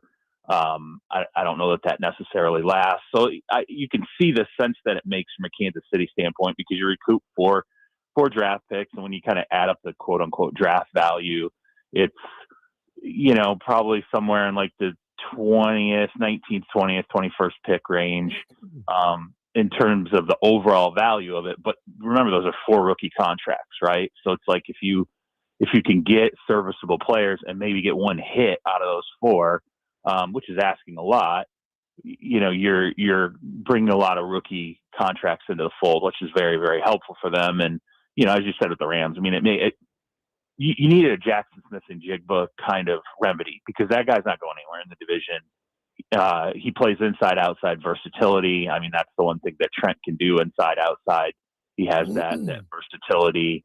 Maybe not a pure cover guy, but he's super tough. He can beat you up in routes. And, I think that, as you said, I mean, that was the one thing with the Rams. They knew over the course of last season really hurt them. And obviously never afraid to move off capital for the right player. And if you think about it, I mean, Sean McVay came out and said, Matt Stafford's coming back. Like, we're going to do everything we can to try to maximize this now. So it 100% fits into maximizing Matt Stafford now. And I think you can pay McDuffie because they're going to, I believe that when they pivot off of Stafford, it's going to be probably with a rookie quarterback contract.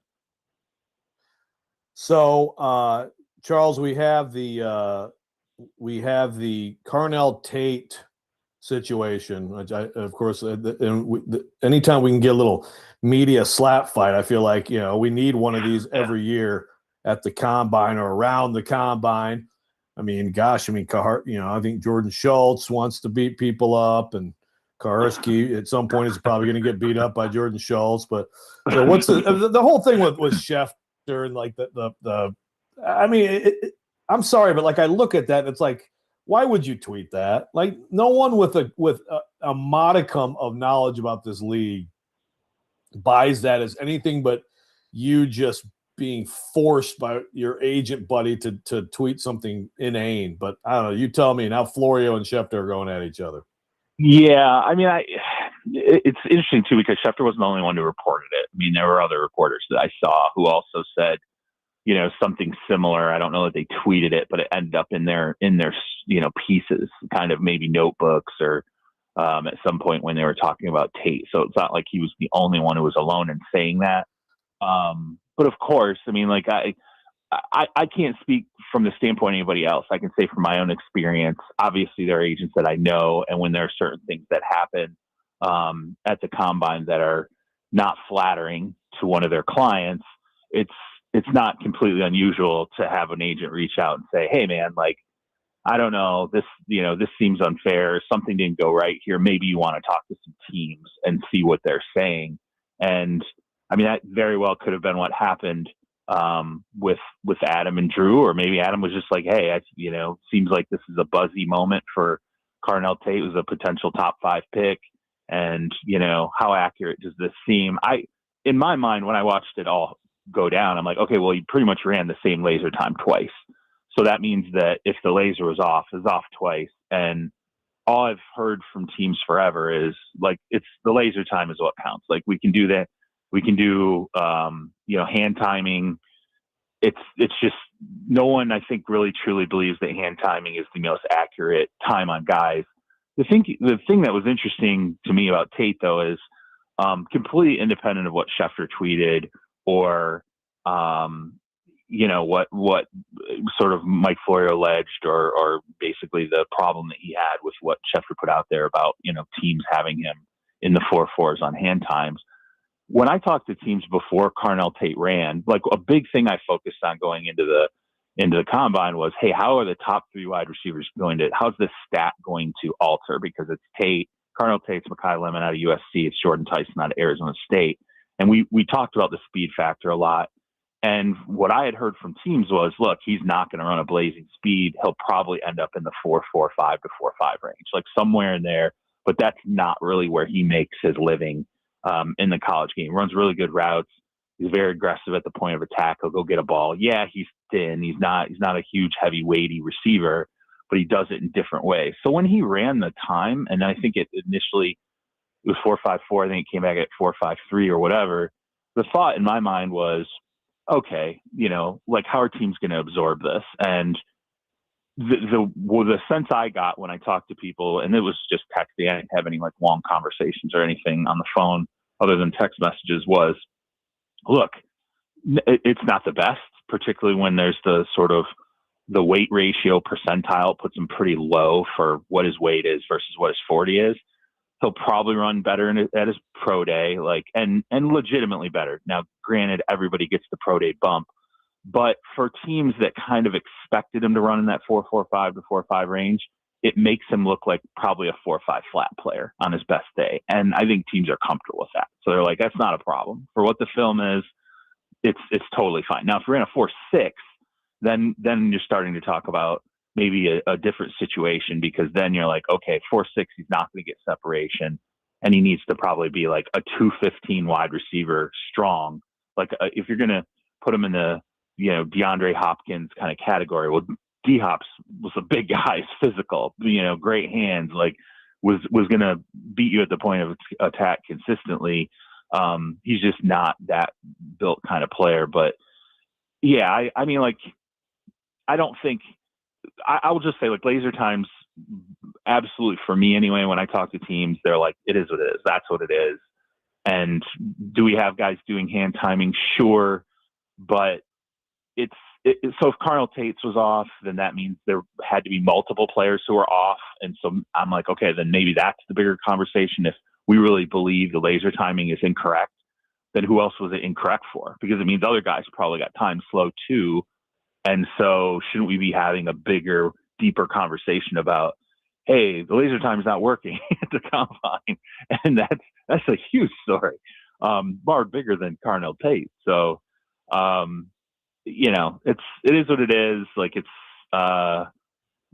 always interesting when you see a guy run slow, and then, you kind of feel like agents are going to do their jobs, right? And I don't fault if Drew Rosenhaus was reaching out to guys saying, hey, call some teams, they'll tell you he was running faster.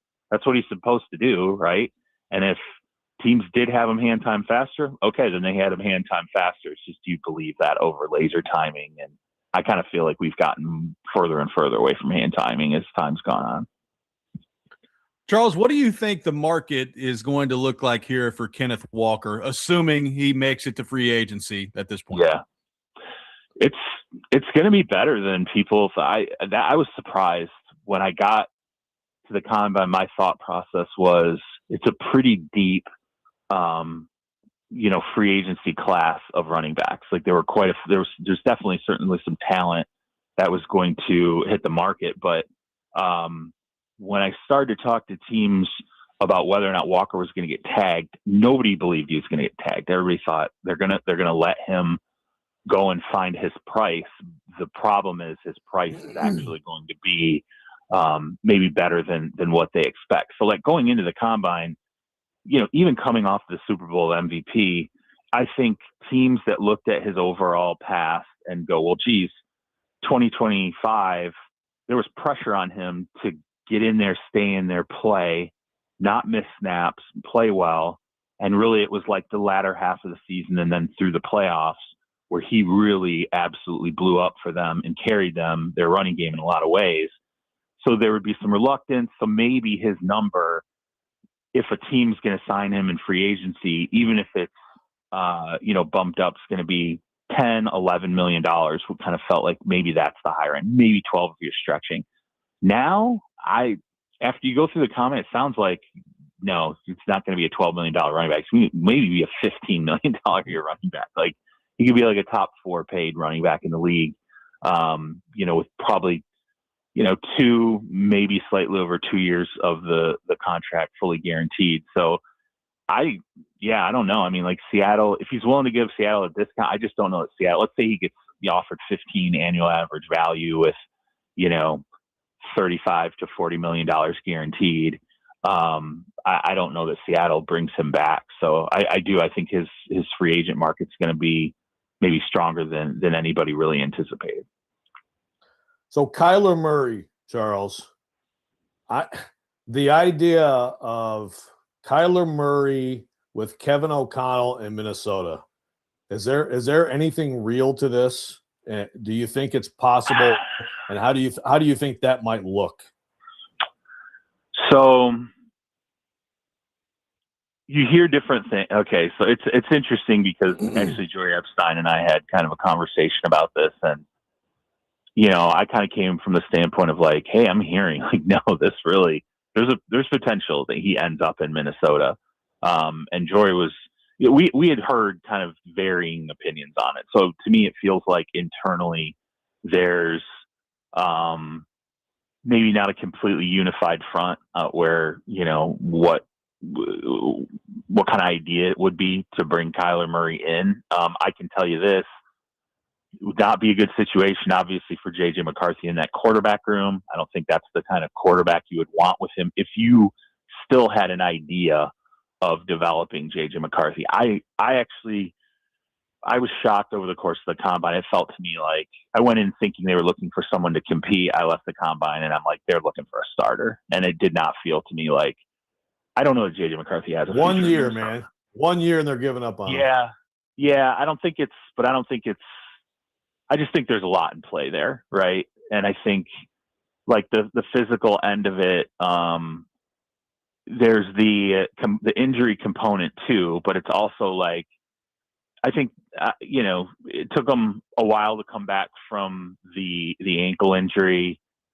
And so it's like, did he want to wait until he was completely 100%? Are there quarterbacks apt to say, well, you know what, man, I'm 80%, let's roll and get themselves back out there. And so like, let's say that's something that you're dealing with as a franchise and you're like, oh, we got to put Carson Wentz out here on a messed up shoulder. How do we handle this if we feel like maybe we want to get the kid back in here and he wants to be 100% before he's, starting again? That's a difficult thing to grapple with as a franchise. Like you're trying to figure out what are your thresholds versus a player's thresholds. And then that sounded like that was the only injury. The play itself, it was very, very uneven. I just think there was far more that went into it than what I initially suspected. And, I think that's why that's got them considering more options than maybe I thought. The Kyler one does surprise me, but when you talk to teams about Kyler, even with all the misgivings, and there's plenty of them, his good is really, really good. You just have to deal with some other stuff. And so if it's a 1 year commitment with Kyler, you're saying we'll give you the 1 year veterans minimum. And he comes in and he showcases to you, hey, I can do it. And you get a feel for his personality. Maybe that's ultimately what makes the difference. I don't necessarily think Minnesota is looking at this move as this has to resolve it forever. I think they're saying we have to deal with what we have in front of us right now, and that's why that potentially puts Kyler in play for a season. So, Charles, we've talked with you before about Alec Pierce. You know, the Colts put the transition tag on Daniel Jones, and I think Pierce was on with Kay Adams yesterday and said that he's earned the right to see kind of what he's worth out there in free agency. You know, he's so intriguing to me because, I mean, he's caught, 47 receptions in a year is his career high. So he's not a high volume guy, right? And yet he's averaging like 22 yards a catch. Like he's obviously a big deep play guy. What do you think the market for him is going to look like? And do you think that he can turn into a guy who's catching, 70, 75 balls a year? Or is this just what he is, like a really big deep play guy that's going to make some huge plays, but is also going to have some games where he's got like one catch for 30 yards and that's it? Right. So it's funny because you get different varying arguments on him, right? Like there's some people who say, okay, well, look at his quarterback situation when he was there, it did not behoove him and what his skill set was particularly deep to develop fully as a player, right? Like with Anthony Richardson, great. He's hitting deep bombs to Alec Pierce. How much development can occur when you're with all the problems you're dealing with Anthony Richardson from, every other level of passing and just passing in general and accuracy in general and efficiency and everything, how much more was going to really develop with what Alec Pierce's skill set was. And then even with Daniel Jones, Daniel Jones is a very good quarterback. I would not say he is the perfect match in terms of having a pretty sizable arm and getting the ball downfield to Alec Pierce. Now that said, Alec Pierce had, as you noted, was over 20 to 21 yards a catch average last year. I think the proponents of him will tell you like, hey, look, man coverage, man press, he is winning this and he's going to make a big play when he wins, man and man press. We can figure out, how to develop the other parts of his game. And also, oh, by the way, he does play to his size. So it's not like he's just beating man and man press. When the ball's coming his way, he will use the size he has, which you'd be worried if he wouldn't, right? So there's other things that are on the table there. I think it's just what kind of a quarterback are you meshing him with? Everybody's talking about New England. I think obviously Tennessee's a team that gets mentioned prominently with him. I think either those offenses and those quarterbacks, I think he would have the ability to flourish. But, is there a risk there? I think there's risk that he could just be potentially a big play guy who's 50 balls a year. Maybe you get 900 yards out of him. Maybe you get 1,000 if you're really maximizing, the deep plays down the field. And is that enough for the kind of contract he may draw? Now the contract's going to be interesting because those who think, hey, someone's going to blow it out, he's going to make 25+ million a season annual average value. Others are like, watch, it'll slot a little lower between 20 and 25. I don't think anything ever slots lower now. Like, I don't, when they were going to tag him, I made the argument. I was like, I felt like when I was talking to people about Daniel Jones, and it wasn't people inside the Colts, and I probably should have listened to Chris Ballard more because he telegraphed that they were going to absolutely use a tag on him.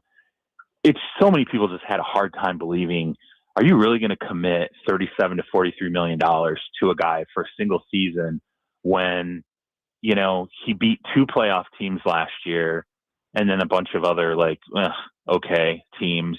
And he, he's coming off an Achilles, right? And it was sort of like, well, they're back in the Giants scenario. Like, okay, do we tag the quarterback because we absolutely can't lose the quarterback? Or do we tag this other positional player who looks like he has a high ceiling, or let him go? Well, they let Saquon go, right? And that's kind of what the Colts have done here, where I think they've exposed themselves to going down the same path the Giants did. We're taking Daniel Jones with a busted wheel right now, and we're going to let Alec, hit the market. And I think you're going to see Alec probably won't be a Colts player next year because of that. Oh my gosh, I forgot. Now I remember. Max Crosby Is he going to end up on the freaking Bears? And also, like, is Tom Brady a disaster of an owner with all this Alex Guerrero crap again? Why do we have to keep hearing about Alex Guerrero? What is going on with the Raiders? Yeah, I mean, it's the interesting thing about Guerrero was over the course of last season, because he doesn't live in Las Vegas, right? So he's in Florida, and then he's living in Florida, and obviously he has the Fox job, and it's like, any GM, it's sort of like, okay, if a guy's going to be a pseudo owner GM, and which is what Tom is, even obviously Spytech is there, and he and Tom have a relationship, and I think he can count on Spytech. If Tom's going to play a role in personnel that's anything beyond just sort of an advisor, people will tell you, like, the best ones are in the building every day, and they know what's going on every day because there are a lot of conversations or things that you see, or, you pick up things from players, or it's just sort of, you have to be around to know what's going on around. And the response I got over the course of last season was, well, Guerrero's kind of his ears and his eyes, and that's his conduit into the organization. And I'm like, okay, but everybody knows that. Everybody in the organization knows that. The players all know that. And, that obviously creates some complication here, where is Guerrero really fully understanding what's going on inside the Raiders, and what other side drama can pop up in all this related to him when you consider the past history between Tom and Guerrero and the Patriots and how that whole thing went and the drama that it created. It's a lot, and it's interesting because it's certainly, I feel like, has carried over at least up until now. We'll see how it plays out. I mean, with Crosby, I don't know. I feel like that bridge got burned at the end of the season. I don't feel like he's felt like they've, at least coming out of the combine, I didn't get any kind of a sense that, they've ironed it out. They've kind of answered the questions that needed to be answered, and he'll be in the fold. I continue to hear about the Cowboys. He really likes the Cowboys. I think the Cowboys I do think there's some mutual interest there. The question is, like, what kind of defense are they going to run? Is it going to be a 3-4? Is it going to be a 4-3? Will it be a hybrid? If it's a hybrid, how many, what kind of a role would he play in a hybrid defensive front? Because you kind of have to justify, what you'd give up to get him. And then, just the salary, you really have to kind of run a 4-3, I would think. But other teams might have a differing opinion on it. The Bears, you bring up the Bears need him. I will say that. They need a pass rusher horribly. And while I'm not certain that's where he ends up, certainly that is a team that I expect to be very, very, attractive to him, as far as, look, just need coming in, fitting, and playing on a team that feels like the trajectory is pointed, north. And look, the Bears are going to have to, they're going to have to find pass rushing help somewhere. And by the way, I don't think it's just one player. I think the Bears, you go back and look at last season, they just didn't have anybody rush the quarterback. And I don't think you go and get one guy and all of a sudden it's like, oh, that resolves everything. But, Crosby is the level of player that's a heck of a place to start. That's for sure. So, Charles, it feels like a weekly question at this point, but we're very close to finding out here. The Malik Willis contract, the interest level in him. Next week, when this thing gets going, where do you think this all ends up with Malik Willis? Yeah, I'm still curious.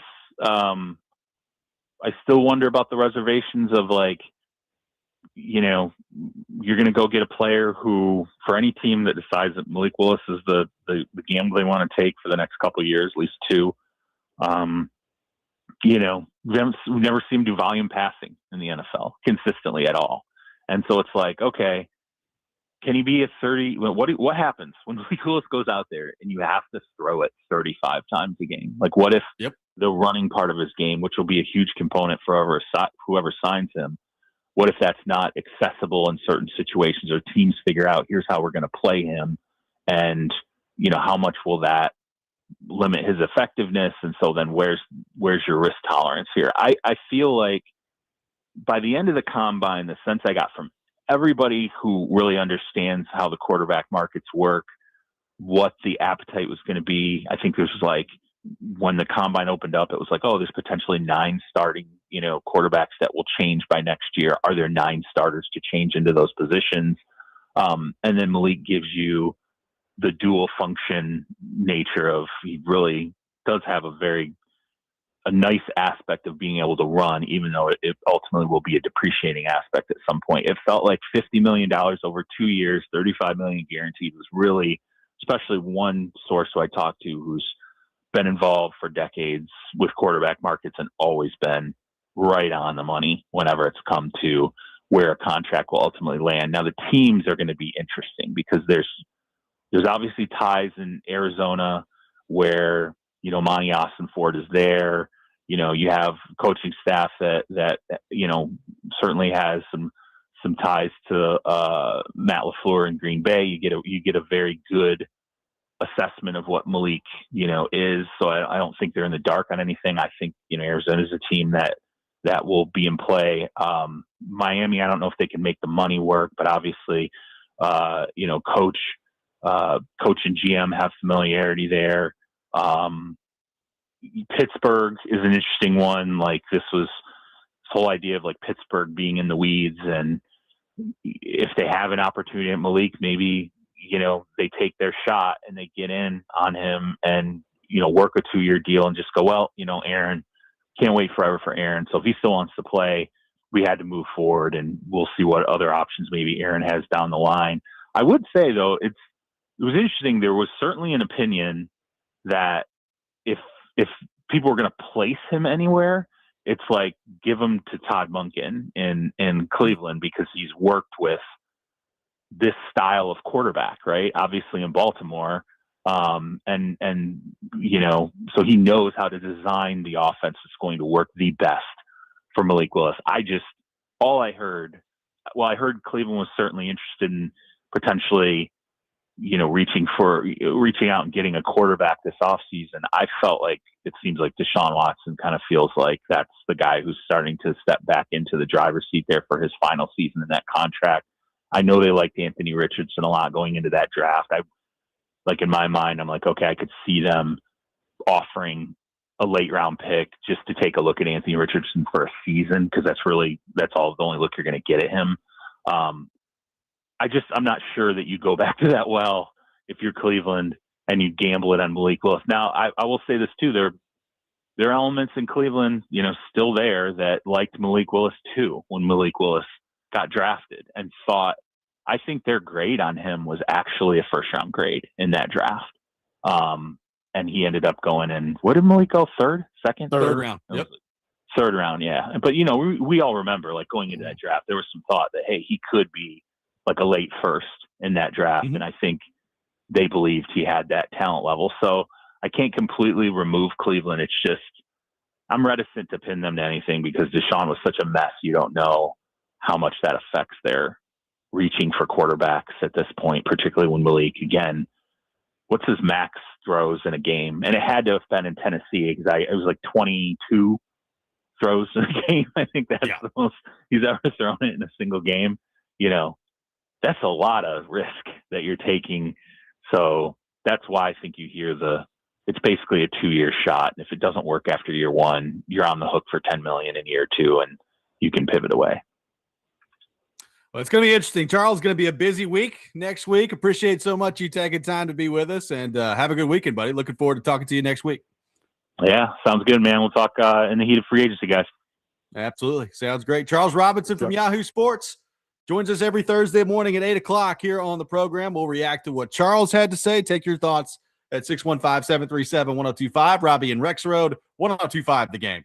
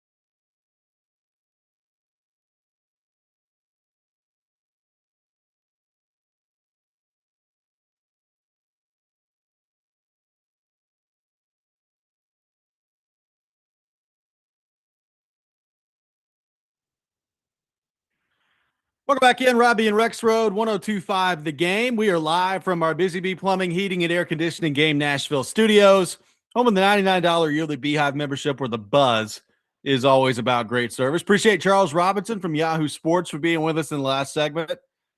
Joe, I'm now having a lot of fun picturing a quarterback room of Deshaun Watson, Anthony Richardson, and Shedeur Sanders. That could be amazing.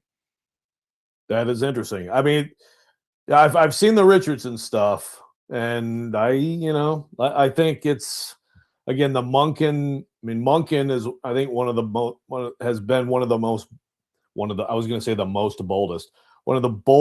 that kind of schematic moves of the past decade in the NFL is what they did with that offense to accentuate Lamar Jackson. But again, it's also like no one is exactly Lamar Jackson either, and certainly Anthony Richardson is not. But I get it. The thing that blows me away is, man, just the idea that like Deshaun Watson is going to come all the way back around to actually being the starter. I feel like we've seen enough, or whatever it is, all the stuff with him, the physical stuff. I don't know, but it just, to me, he doesn't seem like the quality of an NFL starter anymore. Like, I would, of those three options, I'm rolling with Shedeur, man, all day long, rolling with Shedeur.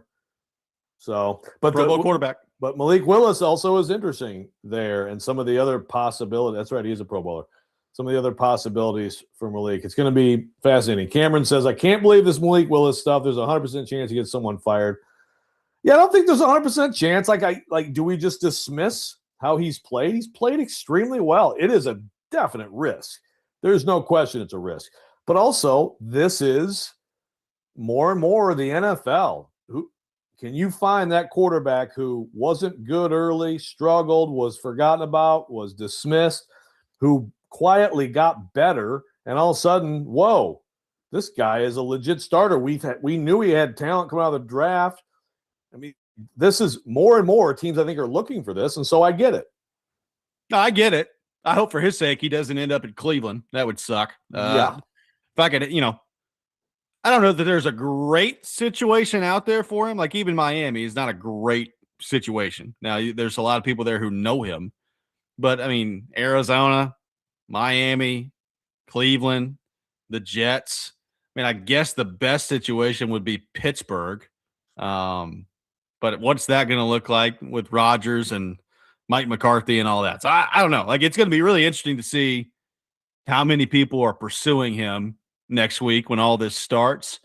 You heard it from Charles there. I mean, the numbers kind of feel like they are what they are. Like, at this point, I'm going to be surprised if he doesn't end up getting like a 2-year deal with like $35 million guaranteed. And then, I mean, it would make sense for the second year of that deal to have a pretty easy out, right? Like, I don't think any team's going to go crazy on the Malik Willis front, but if he doesn't walk away with like $35 million guaranteed, I'll be pretty surprised at this point. Yeah. And again, that number, it's just the numbers in this league, just the numbers that look huge today look very reasonable tomorrow. That's how it goes. So remember when Tannehill signed a contract? He was getting paid like $35 million a year, and people were like, "Oh my god!" I think it was 30. Yeah. It was 30 flat. It was like, holy crap! Yeah, and it didn't take long. It was like, oh, that's actually a pretty good bargain. With Willis, it is interesting the idea of building an offense more to his strengths. And I think I would like, from what we know, the durability is pretty good. I think that's always one of the big questions. And look, like Charles said, that's a depreciating part of someone's game more than other things. But at this point, it's pretty elite. And it would be really interesting to see him in an offense that is more directly and intentionally taking advantage of what he has as a runner. And, and obviously, hopefully having an offense where he doesn't have to throw it 30, 35 times a game. I mean, I think that's, if you're going to invest in him, it seems to make sense to also be a little bit non-traditional with some of the stuff you're doing offensively. And it does, as Charles kind of alluded to there, it does feel like Alec Pierce is going to make it to free agency here. So whether it's the Patriots, the Titans, whoever, like it feels like he's at least going to get there. And, he could circle back around to the Colts, but, he was on with Kay Adams And he said he feels like he's kind of earned the right to see what he's worth out there. So I'm interested to see how that goes. Yeah, I was a little surprised by what Charles said, just because, like, I still think he's going to end up with the Colts. I feel like even like that interview he did, it just came off as like basically Negotiating. Yeah, like, exactly. It's like it came off as like, I'm going to go ahead and jack my price up, and then you're going to pay me, and I'll be back. But maybe I'm wrong. Someone could go out there and make him an offer he can't refuse. If I were betting, I would still bet on him back in Indy. 615-737-1025, our phone number. More reaction to Charles Robinson, plus final thoughts on the NHL trading deadline. 1 day away from the deadline. Preds are in action tonight. That's coming up next. Robby and Rexrode, 1025 The Game.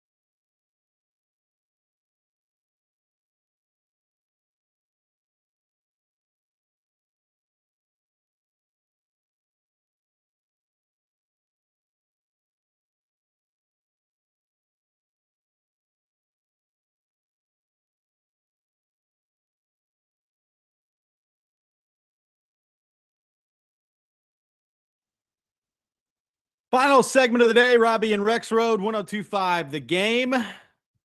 Joe, trade deadline is tomorrow in the National Hockey League. Preds with one more game tonight, taking on Boston. And then it is deadline day tomorrow. We have seen Michael McCarron, Cole Smith, Nick Blankenberg now all be traded from the Predators. I would expect more to happen. Like I'd be pretty surprised if Eric Holla doesn't get moved at some point. And then the question is, any big moves coming for the Predators? Is Ryan O'Reilly, who is perhaps the biggest one of all, is that coming here in the next couple of days for the Predators? What does Steven Stamkos decide that he wants to do? Is there a team or teams out there that are interested in Marchessault and feel like he'd be a better fit? That's kind of what I'm zeroing in on in the next couple of days here of basically any one of those three. Do they get moved? But guys like Bunting, Holla, I think definitely on the table to be moved here, Joe. What do you make of where things currently stand with the Predators as we are just over a day away from the NHL trading deadline tomorrow afternoon? To me, there's no justification for not trading Ryan O'Reilly. I don't know why you would do what has been done and then not do that. If you're not going to do that, then you should have let these guys stay together and try to make a playoff run. That's what Ryan O'Reilly wanted to do. That's what Steven Stamkos wanted to do. That's what all the other veterans wanted to do and everybody in the locker room wanted to do. Preds fans who are happy about them selling, fine. I mean, I think that's the best course of action, but that means you get your real significant haul, including to me like a prospect that really can make a difference for your franchise in the next few years by trading Ryan O'Reilly.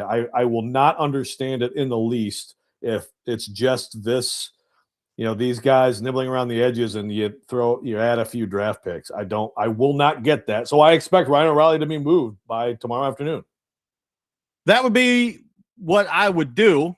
Do I expect it? I don't know. That's a good question. I don't know. I mean, it makes a lot of sense. I agree with everything you just said. We'll see what happens. I mean, what I would love to know and what they're not going to tell us is, what have the conversations between like O'Reilly and Trotz and Stamkos and Trotz, what's that look like the last 36 hours, right? What are those conversations been like? I don't know. I don't know what the answer to that is.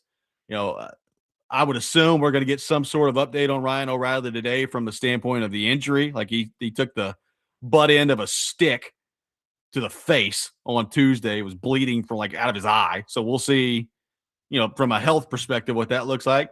Joe, if he's healthy enough to play, I would not play him tonight. That would be how I'd approach things if I'm the Predators. I mean, even if you don't end up moving him, which again, I'm with you. I think that would be a mistake. But even if you don't, you can still not play him tonight and protect what is going to be your most valuable asset for tomorrow's deadline and then go from there and kind of make your decisions. But I'd be disappointed if he's playing tonight as a Predators fan. He's going to show up. He's going to be wearing an eye patch, go out there and he's going to bloody himself, be all over the ice, win all the face-offs, double shift, and then tell us after the game he stinks. Yep. That very well could happen. I've seen it happen before. Have a 3-point game and then talk about how bad he was. I know for myself, that was just terrible tonight. Just trash. Okay. Good to know, Ryan. So, I mean, what does the lineup look like tonight? I know from the result of the game standpoint, I'm not going to say nobody cares because, technically they could still go on a run here and push for a playoff spot, but we've seen the direction now that they've elected to go. So I'm with you, Joe. When you elect to go this direction, go this direction. Don't halfway go this direction. It doesn't mean you have to trade your entire roster, but when you've got, highly coveted assets, I'd be acting on that right now if you're the Predators. Yeah, 100%. I just – yeah, like Texter says, why would he trade 27-year-old Nick Blankenberg for a terrible return? He's young and second leading defensive scorer, fast and tough. I said this earlier. That one to me is I think I'd rather have him around. He's a positive asset in the locker room, right? Not going to cost you a ton. Yeah, what's a fifth rounder doing for you? Again, it's not some huge issue. But it's also kind of like, okay, is that better than just having him? It's a good question. All I know is you got to make the big move now. You have to. We'll see if that happens today. We'll be back 6 a.m. tomorrow. Preds in action tonight, taking on the Boston Bruins, and we'll be there to react to it all. Next Man Up with Jake Lyman is coming up next. You're listening to 102.5 The Game.